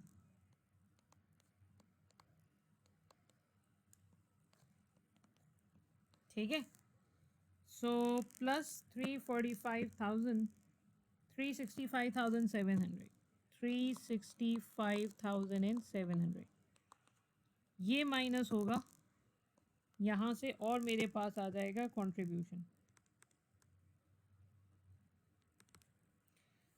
कंट्रीब्यूशन बचो कितना होगा 552 माइनस 365,700 186,300 186,300। 300। ठीक है, ये कंट्रीब्यूशन आ गया मेरे पास। उसके बाद क्या माइनस करेंगे, उसके बाद जितनी भी फिक्स कॉस्ट है वो सारी की सारी फिक्स कॉस्ट माइनस कर देंगे। फिक्स कॉस्ट अभी 60,000 की है, तो 60,000 यहाँ से माइनस कर देंगे तो मेरे पास बचेगा 126,300। ये मेरे पास आ गया प्रॉफिट अंडर मार्जिनल कॉस्टिंग। ठीक है बच्चों, तो देखो बस 2-3 ही फ़र्क हैं। एब्जॉर्प्शन से अगर आप कंपैरिजन करो तो 2-3 चीज़ जगहों पे ही फ़र्क आ रहा है। एक फ़र्क तो ये आ रहा है कि एब्जॉर्प्शन कॉस्टिंग में यहाँ पे हम कॉस्ट पर यूनिट में फिक्स कॉस्ट भी ऐड करते थे, मार्जिनल में नहीं कर रहे। ठीक है, दूसरा डिफरेंस क्या है, दूसरा डिफरेंस ये है कि वेरिएबल सेलिंग कॉस्ट जो है वो उधर जीपी के बाद आती थी, यहाँ पे वेरिएबल कॉस्ट जो है वो कंट्रीब्यूशन से पहले आ रही है। तीसरा फ़र्क क्या है, तीसरा फ़र्क ये है कि कंट्रीब्यूशन यहाँ पे कह रहे हैं, वहाँ पे ग्रॉस प्रॉफिट कहा करते थे, नाम चेंज कर दिया हमने। ठीक है, और चौथा और सबसे अच्छा फ़र्क ये है कि इसमें अंडर ओवर एब्जॉर्प्शन नहीं है। अंडर ओवर एब्जॉर्प्शन हमें निकालना ही नहीं है, तो जो भी फिक्स कॉस्ट है वो एज इट इज़ यहाँ पे हम माइनस कर देंगे तो मेरे पास प्रॉफिट अंडर मार्जिनल कॉस्टिंग आ जाएगा। तो ये 3 से 4 फ़र्क हैं, बाकी सारी कैलकुलेशन वैसे ही है। ठीक है, आप लोग ज़रा इस पर गौर फिक्र करें, मैं तो इसको चार्ज पे लगा दूँ फिर हम आगे बात करते हैं। Just a second.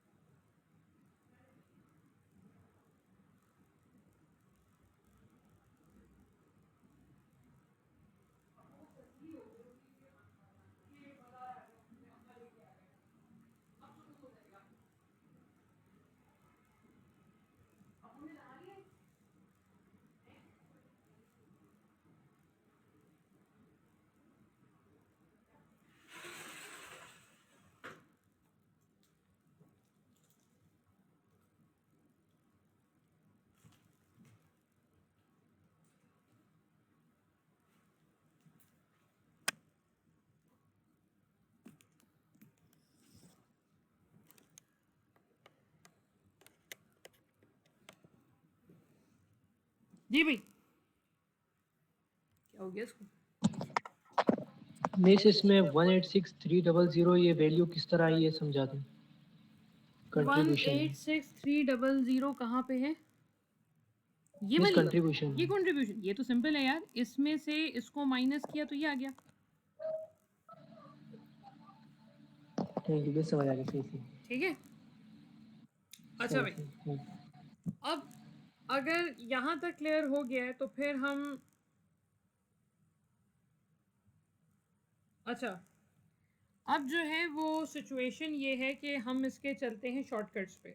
यहाँ तक अगर समझ में आ गया तो हम शॉर्टकट कर लेते हैं, और अगर अभी भी लगता है कि कुछ मसला है तो हम एक क्वेश्चन और कर लेते हैं, फिर शॉर्टकट कर लेंगे, जैसा आप लोग बोलें। मैं से एक सवाल करा दें पहले। एक सवाल करा दूं? अच्छा, चलें कर लेते हैं। फिर मैं नहीं कराऊंगी, फिर आप ही लोग करेंगे, मतलब ट्राई आप लोग करेंगे, ठीक है भाई? क्या हो गया, बुरी लग गई?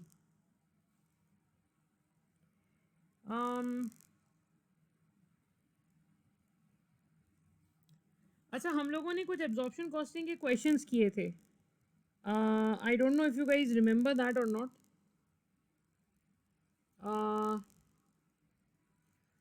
मैं उसी में से चाह रही हूँ कि एक क्वेश्चन करवा दूँ, बट वो मुझे मिल नहीं रहे, पता नहीं।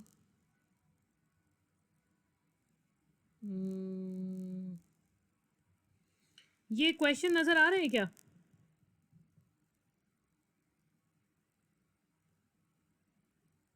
हेलो बेटा, ये क्वेश्चन विजिबल आ है रहा है क्या? मिस नजर, मैं थोड़ा सा विजिबल है।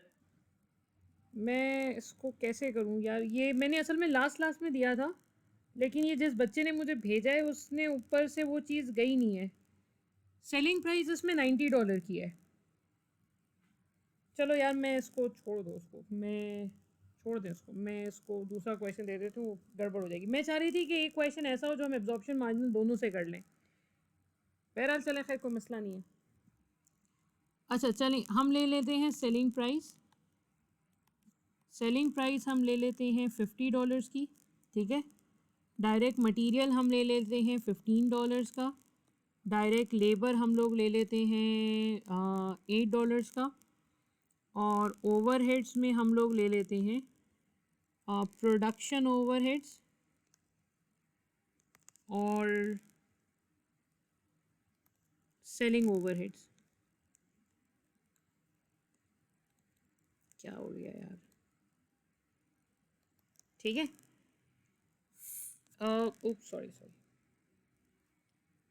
फिक्स प्रोडक्शन ओवरहेड्स जो हैं, फिक्स प्रोडक्शन ओवरहेड ले लेते हैं 4, और वेरिएबल प्रोडक्शन ओवरहेड्स ले लेते हैं हम 6, ठीक है। और वेरिएबल सेलिंग हम लोग ले लेते हैं 3, और फिक्स सेलिंग ले लेते हैं इन टोटल 9000, ठीक है। ये टोटल दिया हुआ है, ये टोटल है, और ये बाकी सारे पर यूनिट हैं। अरे यार सॉरी,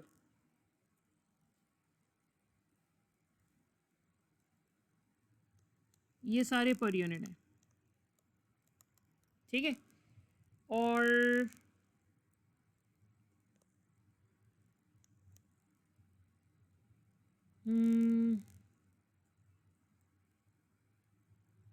बल्कि एक मिनट,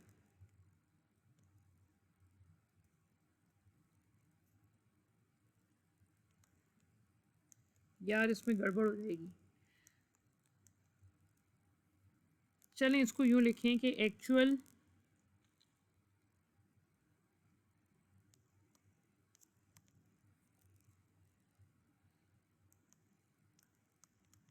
मैं एक्चुअली कुछ और सोच रही थी, लेकिन वो हो नहीं पाएगा। एक्चुअल फिक्स प्रोडक्शन ओवरहेड जो हैं वो आप ले लें। प्रोडक्शन भी तो नहीं दिया यार,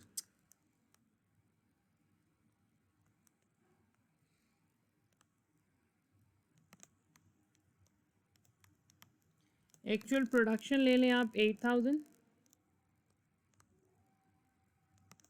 एक्चुअल सेल्स आप ले लें 7400। और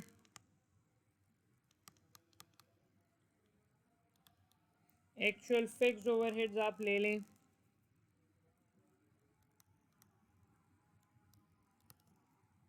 एक्चुअल फिक्स्ड सेलिंग ओवरहेड आप ले लें 9000 के, ठीक है। That's it. अब ज़रा ट्राई करें इसका मार्जिनल कॉस्टिंग का प्रॉफिट एंड लॉस अकाउंट, ठीक है। प्रॉफिट एंड लॉस अकाउंट आप लोग ट्राई करें, मैं आप लोगों को 5 मिनट दे रही हूँ करने के लिए, और उसके बाद फिर मैं बनाती हूँ, और उसके बाद फिर इसके शॉर्टकट्स भी मैं बता देती हूँ। So try to take 5 minutes and try to do it at your own. 5 minute ले लें, इसको ट्राई कर लें। वो आई नहीं डोंट तो know sir. What is happening. 5 minutes लें, इसको ट्राई करें, फिर हम बात करते हैं, ठीक है? चलें, कोई मसला हो तो पूछ लीजिएगा, मैं यहीं पे हूँ।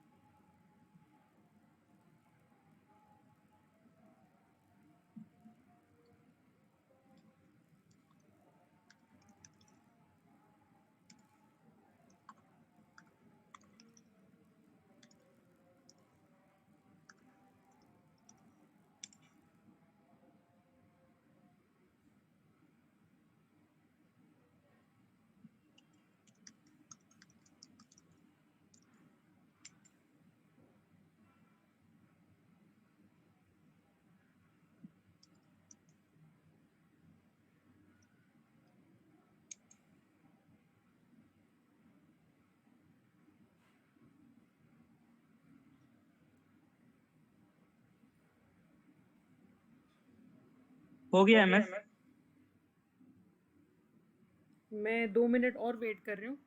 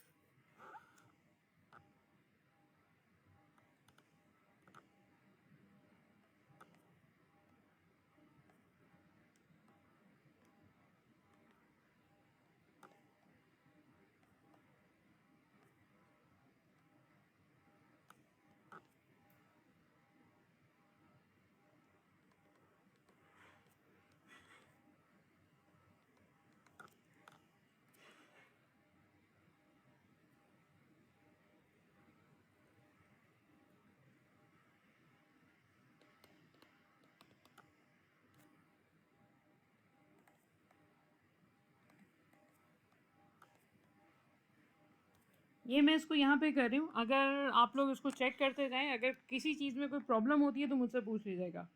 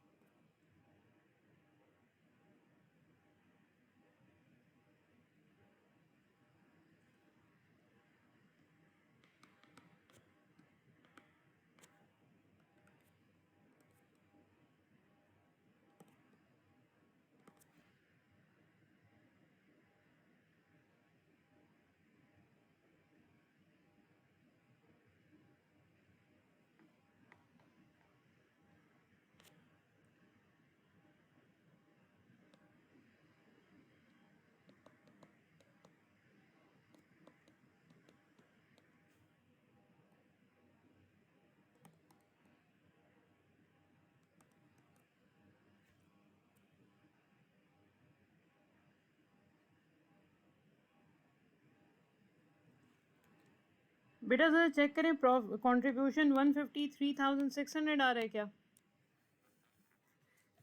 आप लोग ज़रा चेक करें इसको अपने पार्ट पे, अगर आप लोगों ने किया है तो।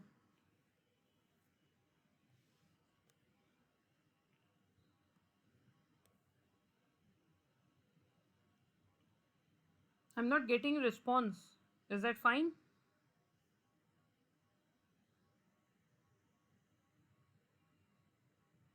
मेरे इसमें वेरिएबल सेलिंग कॉस्ट नहीं है क्या? नहीं, मैं देना भूल गई हूँ, मुझे देनी चाहिए थी टेक्निकली तो, लेकिन अभी दी नहीं है तो यही है। ठीक है, ये फिगर सही है गलत है? मेरे पास तो यही आ रही है। ठीक है, इसको वेरीफाई भी कर लेंगे, कोई सा मसला नहीं है। उसके बाद हम 155,400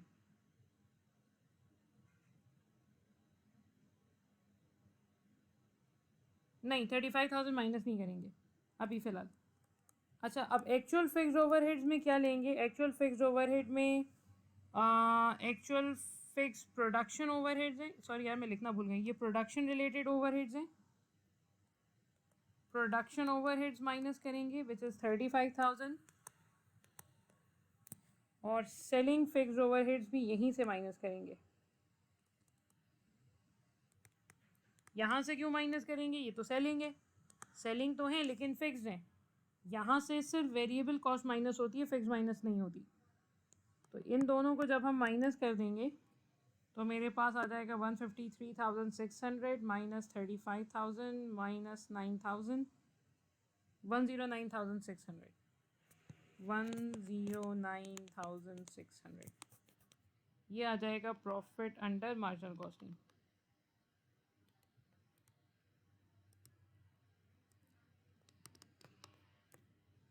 ठीक है भाई।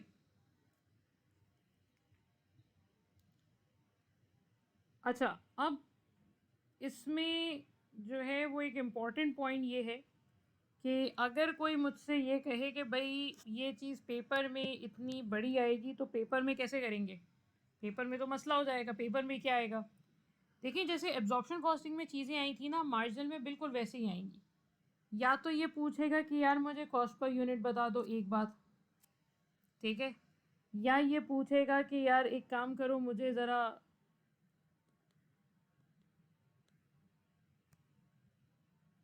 सॉरी, या तो वो कॉस्ट पर यूनिट पूछेगा एक बात, या फिर वो प्रोडक्शन रिलेटेड कॉस्ट पूछेगा दूसरी बात, या वो क्लोजिंग स्टॉक की वैल्यू पूछेगा तीसरी बात, या फिर वो कंट्रीब्यूशन पूछेगा चौथी बात। ये चार चीज़ें यूजुअली एग्जामिनर पूछता है। ठीक है, मैं बेसिकली कंट्रीब्यूशन डायरेक्टली कैलकुलेट करवा रही हूँ, बाकी चीज़ें भी मैं अभी बता देती हूँ। अगर कोई मुझसे ये कहता है ना कि मुझे 2 लाइन में मार्जिनल का कंट्रीब्यूशन निकाल के बताओ, मुझे नहीं बनाना इतना लंबा चौड़ा P&L, तो सर 2 लाइन में बन सकता है ये। कैसे? आप डायरेक्टली कंट्रीब्यूशन निकाल लें। सर कंट्रीब्यूशन कैसे निकालेंगे? सिंपल है, सेलिंग प्राइस माइनस, जैसे एब्जॉर्प्शन में किया था ना कॉस्ट पर यूनिट, यहाँ पे हम जितनी भी वेरिएबल कॉस्ट है वो सब माइनस कर देंगे और उसको मल्टीप्लाई कर देंगे सेल्स वॉल्यूम के साथ। अब कैसे, क्या मतलब? सेलिंग प्राइस कितनी है? 50 की, और वेरिएबल कॉस्ट कॉस्ट कौन कौन सी है? मटेरियल है 15, लेबर है 8, और फिक्स्ड ओवरहेड है 6। तो 29 यहाँ से माइनस करेंगे, ये एक यूनिट का कंट्रीब्यूशन आएगा, मल्टीप्लाई कर देंगे इसको सेल्स वॉल्यूम के साथ। सेल्स वॉल्यूम कितना है? सेल्स वॉल्यूम है 7400।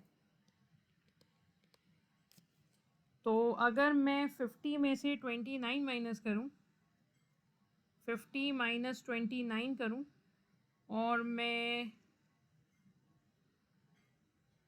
मैं उसको मल्टीप्लाई कर दूँ 7400 से, तो ये बनेगा 155,400। तो कुछ गड़बड़ हो गई है क्या?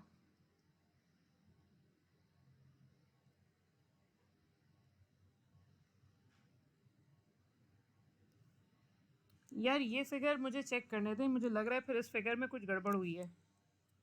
मुझे ज़रा 1 मिनट दें। मैं इसको 55,400 ही आ रहा था। या तो कौन सी फिगर गलत हुई है मुझसे? ये 153 वाली। अच्छा, 1 मिनट 1 मिनट।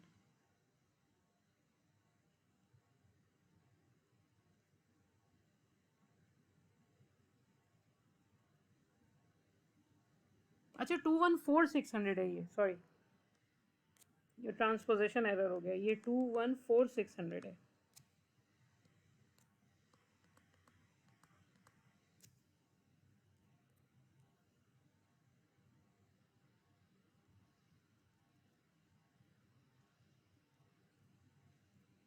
हाँ 155,400 सही। चलें, एक अच्छा फ़ायदा ये भी हो गया कि गलती पता चल गई।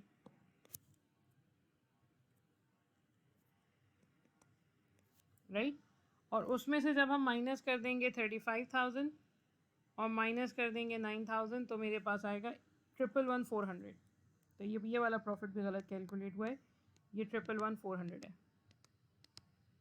सो अगर मेरे पास टाइम नहीं है और मुझे ये सारा काम करने का दिल नहीं चाह रहा तो मैं कंट्रीब्यूशन डायरेक्ट निकाल के उसमें से फिक्स कॉस्ट माइनस कर दूं, तब भी मेरे पास यही आंसर आ जाएगा। लेकिन इस क्वेश्चन में एक छोटा सा प्रॉब्लम ये हुआ है कि वेरिएबल सेलिंग कॉस्ट नहीं दी है मैंने, भूल गई हूँ मैं देना। तो जो असल पॉइंट मुझे बताना था वो पॉइंट अभी यहाँ पे समझ में नहीं आएगा। ठीक है जैन, आप एक काम करें, इसकी ज़रा पिक्चर ले लें, फिर मैं आगे बात करती हूँ। अच्छा अब देखें, अगर कहीं पे जैसे ये वाला पिछला क्वेश्चन था हमारा, ठीक है, इसमें भी हमने कंट्रीब्यूशन निकाला था। अब अगर कोई मुझे ये कहे कि भाई मुझे एक बात बताएं कि मुझे कंट्रीब्यूशन अगर इस क्वेश्चन में डायरेक्टली निकालना है तो कैसे निकालेंगे। ठीक है, अब ज़रा मैं वो चीज़ बता रही हूँ, इसको ज़रा देख लें, क्योंकि ये एक पॉइंट है जो बड़ा इंपॉर्टेंट है जिसमें बच्चे अक्सर गलती करते हैं। देखें, कंट्रीब्यूशन निकालने के लिए सेलिंग प्राइस में से all variable cost per unit minus करना है आपने। जब when I am saying all variable cost तो इसका मतलब मैन्युफैक्चरिंग नॉन मैन्युफैक्चरिंग दोनों, सिर्फ मैन्युफैक्चरिंग नहीं। ठीक है, तो सेलिंग प्राइस इस क्वेश्चन में कितनी थी, 80। ठीक है, और वेरिएबल कॉस्ट में क्या क्या था, प्राइम कॉस्ट थी 45, वेरिएबल प्रोडक्शन ओवरहेड्स थे 5 और वेरिएबल सेलिंग कॉस्ट भी थी। तो हम इसमें से 45 भी माइनस करेंगे, इसमें से 5 भी माइनस करेंगे और इसमें से 3 भी माइनस करेंगे। ये सब माइनस करके और फिर उसको मल्टीप्लाई करेंगे सेल्स वॉल्यूम के साथ विच इज 6900, तो मेरे पास आएगा 186,300। ट्राई करते हैं, 80 minus 45 minus 5 minus 3 multiply by 6900, 186,300। तो एक बात मेरी बहुत गौर से सुनिएगा क्योंकि ये ब्लंडर है, बहुत बच्चे करते हैं। जब हम स्टॉक वैल्यू करते हैं ना, जब हम प्रोडक्शन कॉस्ट कैलकुलेट करते हैं, स्टॉक वैल्यू करते हैं, तो स्टॉक वैल्यूएशन करते वक्त हम वेरिएबल सेलिंग कॉस्ट कंसिडर नहीं करते। क्यों नहीं करते, क्योंकि वेरिएबल सेलिंग कॉस्ट का प्रोडक्शन से कोई ताल्लुक ही नहीं है, उसको क्यों कंसिडर करेंगे। लेकिन जब कंट्रीब्यूशन की कैलकुलेशन की जाती है ना, तो कंट्रीब्यूशन कैलकुलेट करते वक्त हम सेलिंग, एडमिन, मार्केटिंग, जितनी तरह की वेरिएबल कॉस्ट है सब लेंगे। ठीक है, तो ये जो $3 है ना, ये जो $3 है, ये $3 कंट्रीब्यूशन की कैलकुलेशन में तो आएगा। ये जो $3 है ये कंट्रीब्यूशन की कैलकुलेशन में तो आएगा, लेकिन स्टॉक वैल्यूएशन में नहीं आएगा। ये बहुत इंपॉर्टेंट बात है, इसको भाई खुदा के लिए इसको जहन में रखिएगा। ये बच्चे ब्लंडर करते हैं और एग्जामिनर बेइंतहा पूछता है ये चीज़, क्योंकि एंड में बच्चों को याद नहीं तो नहीं इसके रहता साथ कि में एब्जॉर्प्शन का भी फॉर्मूला लिख दें ताकि कंपेयर कर सकें, इसके साथ लिख दीजिए। जी बिल्कुल, मैं पहले मार्जिनल लिख दूँ फिर मैं एब्जॉर्प्शन भी लिख देती हूँ। तो मेरा पॉइंट सर, अभी पहले जो मैं बात बता रही हूँ पहले वो सुन लें। मेरा पॉइंट ये है कि ये 3 को ज़रा ध्यान में रखिएगा। वेरिएबल सेलिंग कॉस्ट प्रोडक्शन की कैलकुलेशन में नहीं आती, सिर्फ सेल्स की कैलकुलेशन में आती है। ठीक है, अब चलें आप लोगों की जहन की पुरजोर फरमाइश पे अब मैं एक चीज़ लिख देती हूँ। देखें, अगर कहीं वो मार्जिनल कॉस्टिंग में चीज़ें पूछता है ना, तो मार्जिनल कॉस्टिंग में वो जो 4 चीज़ें पूछेगा वो क्या क्या होंगी, अब मैं उसको यहाँ पे लिख देती हूँ। अगर मार्जिनल कॉस्टिंग में वो कहता है कि जी मार्जिनल कॉस्टिंग में आप एक काम करें, ज़रा मुझे कॉस्ट पर यूनिट बताएं, तो आप लेंगे डायरेक्ट मटेरियल, आप लेंगे डायरेक्ट लेबर, आप लेंगे डायरेक्ट एक्सपेंस, आप लेंगे वेरिएबल प्रोडक्शन ओवरहेड, बस। फिक्स्ड ओवरहेड्स नहीं आएगा, वेरिएबल सेलिंग कॉस्ट भी नहीं आएगा, दोनों चीज़ें नहीं आएंगी। अच्छा, उसके बाद अगर वो आपको कहता है कि यार मुझे बताओ production cost under production cost under marginal costing. तो जैसे एब्जॉर्प्शन में किया था बिल्कुल वैसे ही करेंगे। कैसे?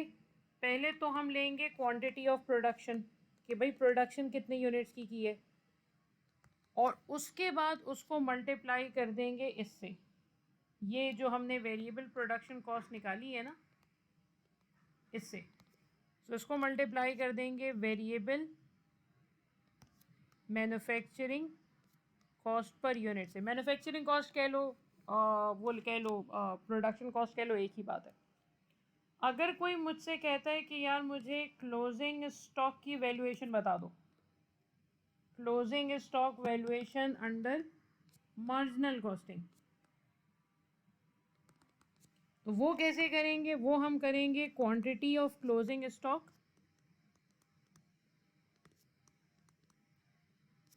Multiply by variable manufacturing cost per unit. और अगर कोई मुझसे ये कह दे कि यार एक काम करो ज़रा कंट्रीब्यूशन निकाल के बता दो, तो कंट्रीब्यूशन का मतलब है टोटल कंट्रीब्यूशन। अगर कोई मुझसे कहता है तो टोटल कंट्रीब्यूशन का मतलब है selling price minus all variable cost per unit. All variable का मतलब है इसमें प्रोडक्शन रिलेटेड भी आएगी और इसमें नॉन प्रोडक्शन भी आएगी। नॉन प्रोडक्शन का मतलब सेलिंग वगैरह। ये करोगे तो कंट्रीब्यूशन पर यूनिट आ जाएगा, मल्टीप्लाई कर दो आप उसको सेल्स वॉल्यूम के साथ। ठीक है, तो ये काम हम करते हैं मार्जिनल कॉस्टिंग में। अगर मार्जिनल कॉस्टिंग में कभी एग्जामिनर कुछ चीज़ें पूछता है तो मार्जिनल कॉस्टिंग में बेसिकली इस तरीके से काम किया जाता है। ठीक है, और यही चीज़ अगर एब्जॉर्प्शन में करनी होती तो मैं सिर्फ डिफरेंस बता रही हूँ, डिफरेंस कहाँ पे आ जाता। पहले जहन आप ज़रा इसकी एक पिक्चर ले लें, उसके बाद फिर हम आगे बात करते हैं। अगर यही चीज़ एब्जॉर्प्शन में होती तो एब्जॉर्प्शन में यहाँ पे जो मैं ब्लू से लिख रही हूँ ये एब्जॉर्प्शन है, यहाँ पे इसके साथ साथ फिक्स प्रोडक्शन ओवरहेड्स भी आ जाता। ठीक है, और यहाँ पे जब वेरिएबल मैन्युफैक्चरिंग कॉस्ट आती है यहाँ पे तो एब्जॉर्प्शन होता अगर, तो हम फुल मैन्युफैक्चरिंग कॉस्ट ले लेते। Full manufacturing cost per unit का मतलब है उसमें फ़िक्स कॉस्ट भी आएगी। सेम चीज़ यहाँ पे भी आती। और अगर मार्जिनल कॉस्ट एब्जॉर्प्शन में मुझे ग्रॉस प्रॉफिट निकालना होता तो ग्रॉस प्रॉफिट में सेलिंग प्राइस में से manufacturing cost per unit minus करते, जिसमें प्राइम कॉस्ट, वेरिएबल और फिक्स ओवरहेड सब आ जाएगा, और उसको मल्टीप्लाई कर दे सेल्स वॉल्यूम के साथ। तो जितना भी मैंने ब्लू से लिखा हुआ है ये सारा एब्जॉर्प्शन में है, और जितना भी मैंने रेड से लिखा हुआ है ये सारा मार्जिनल में है। ठीक है भाई, इसकी पिक्चर ले लें, फिर मैं इसका एक क्वेश्चन करवा देती हूँ, छोटा सा MCQ करवा देती हूँ, तो मेरे ख्याल में वो काफ़ी हो जाएगा। ठीक है भाई, चलें।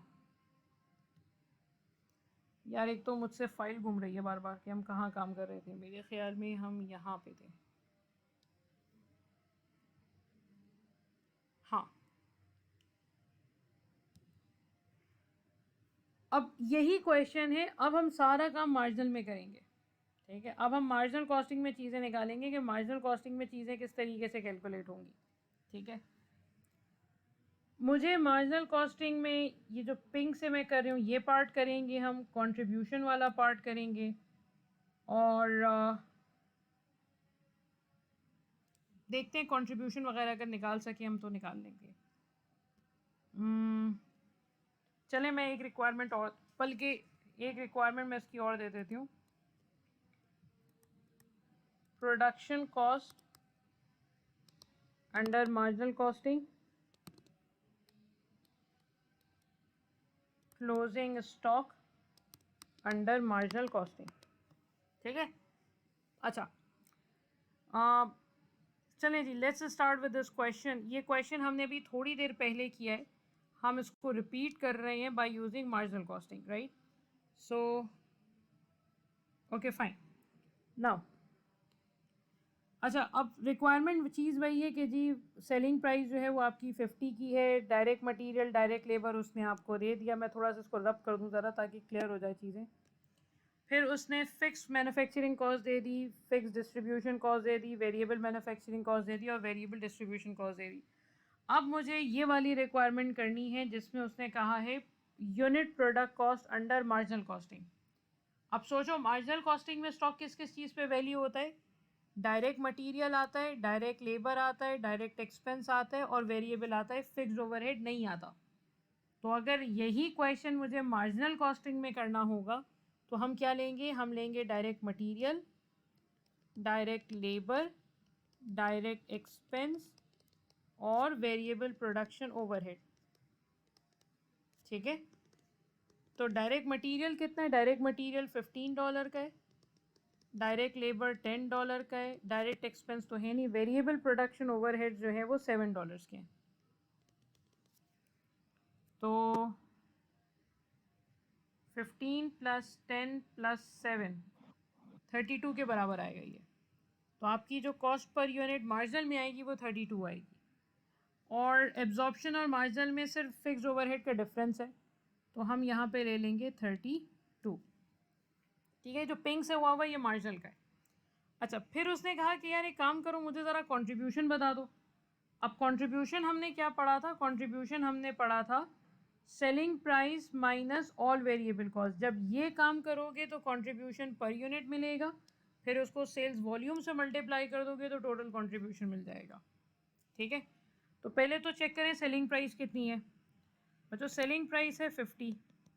अब इसमें से सारी वेरिएबल कॉस्ट माइनस कर दें। सारी वेरिएबल कॉस्ट का मतलब इसमें 15 भी माइनस होगा, इसमें से 10 भी माइनस होगा, इसमें से 3 भी माइनस नहीं, इसमें से 7 भी माइनस होगा और इसमें से ये वाला 3 भी माइनस होगा।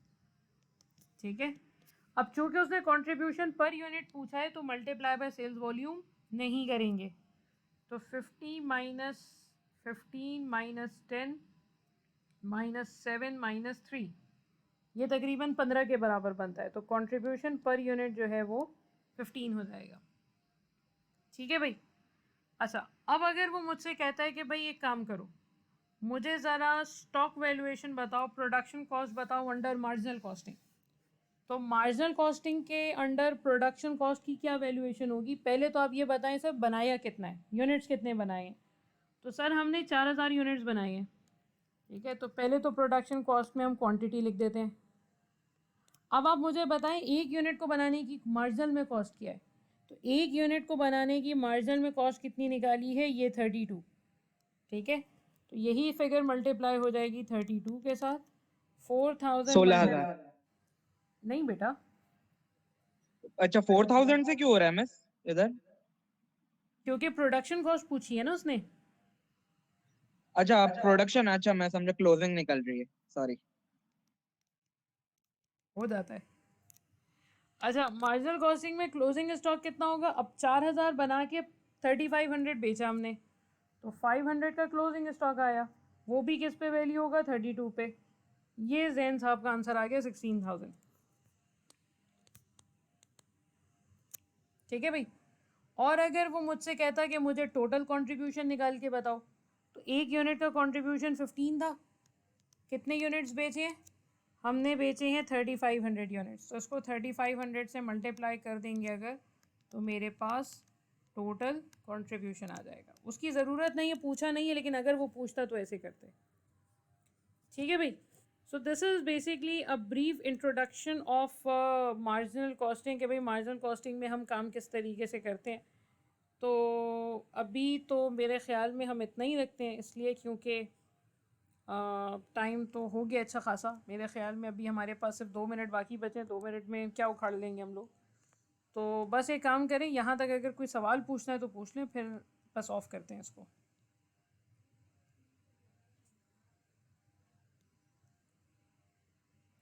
जैन साहब आप पिक्चर ले लें इसकी।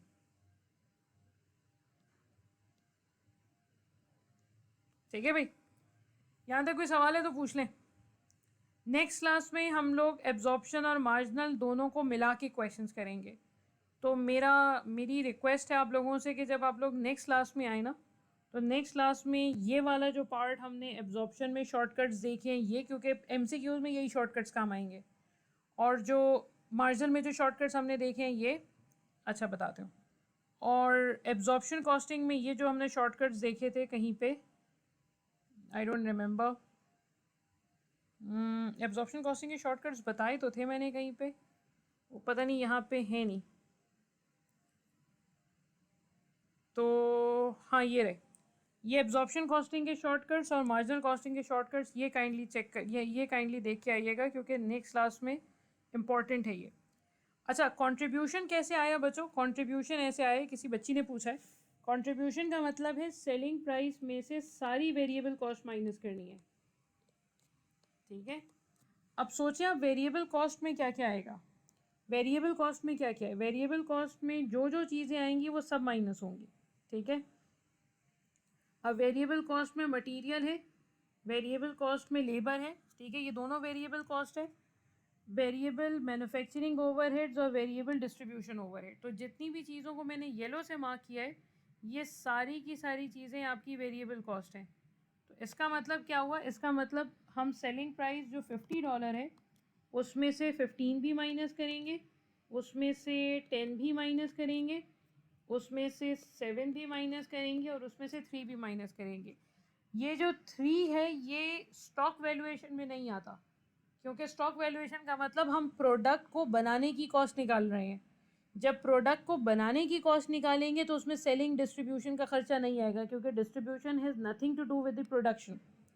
लेकिन जब प्रोडक्ट को बेचने की बात आएगी तो फिर हम डिस्ट्रीब्यूशन लेंगे, क्योंकि डिस्ट्रीब्यूशन के बगैर सर प्रोडक्ट नहीं बिक सकती। सो कंट्रीब्यूशन की कैलकुलेशन में वेरिएबल कॉस्ट में सारी आती है, ठीक है। तो जितनी भी चीज़ें मैंने मार्क की हैं येलो में ही सारी आ जाएंगी। जी बेटा, फिक्स डिस्ट्रीब्यूशन का क्या काम होता है? वो कंट्रीब्यूशन में नहीं आएगी, वो फाइनल प्रॉफिट की कैलकुलेशन में आएगी, वो अभी हमने निकाला नहीं है।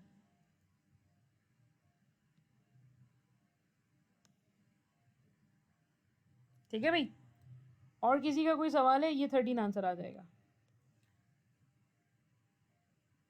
अनसॉल्व्ड, अच्छा चलें अनसॉल्व भी भेज दूंगी। और कोई रिक्वेस्ट है तो बता दें, और कोई मसला है तो बता दें। ठीक है भाई, जैन साहब आप पिक्चर ले लें, बस आज यहीं तक रखते हैं, ठीक है। पिक्चर ले ली? ले ली। चले जी, thank you so much Jain for the cooperation. चलिए बस आज यहीं तक रखते हैं, नेक्स्ट क्लास इंशाल्लाह ताला फिर जब भी होगी आप लोगों को मैसेज आ जाएगा। उससे पहले अगर मैं आप लोगों को इन केस ये चीज़ें भेजनी भूल जाऊँ तो प्लीज़ मुझे याद दिला दीजिएगा। मुझे चीज़ें याद नहीं रहती हैं अक्सर, तो मैं याद दिला दीजिएगा तो मैं वो कर दूँगी। जैन आप एक काम ये कीजिएगा कि जितनी भी पिक्चर्स आपने लिए हैं ये मुझे व्हाट्सएप कर दीजिएगा, ठीक है। चले, thank you so much, thank you for attending this lecture so patiently. Thank you and Allah Hafiz. Have a nice day.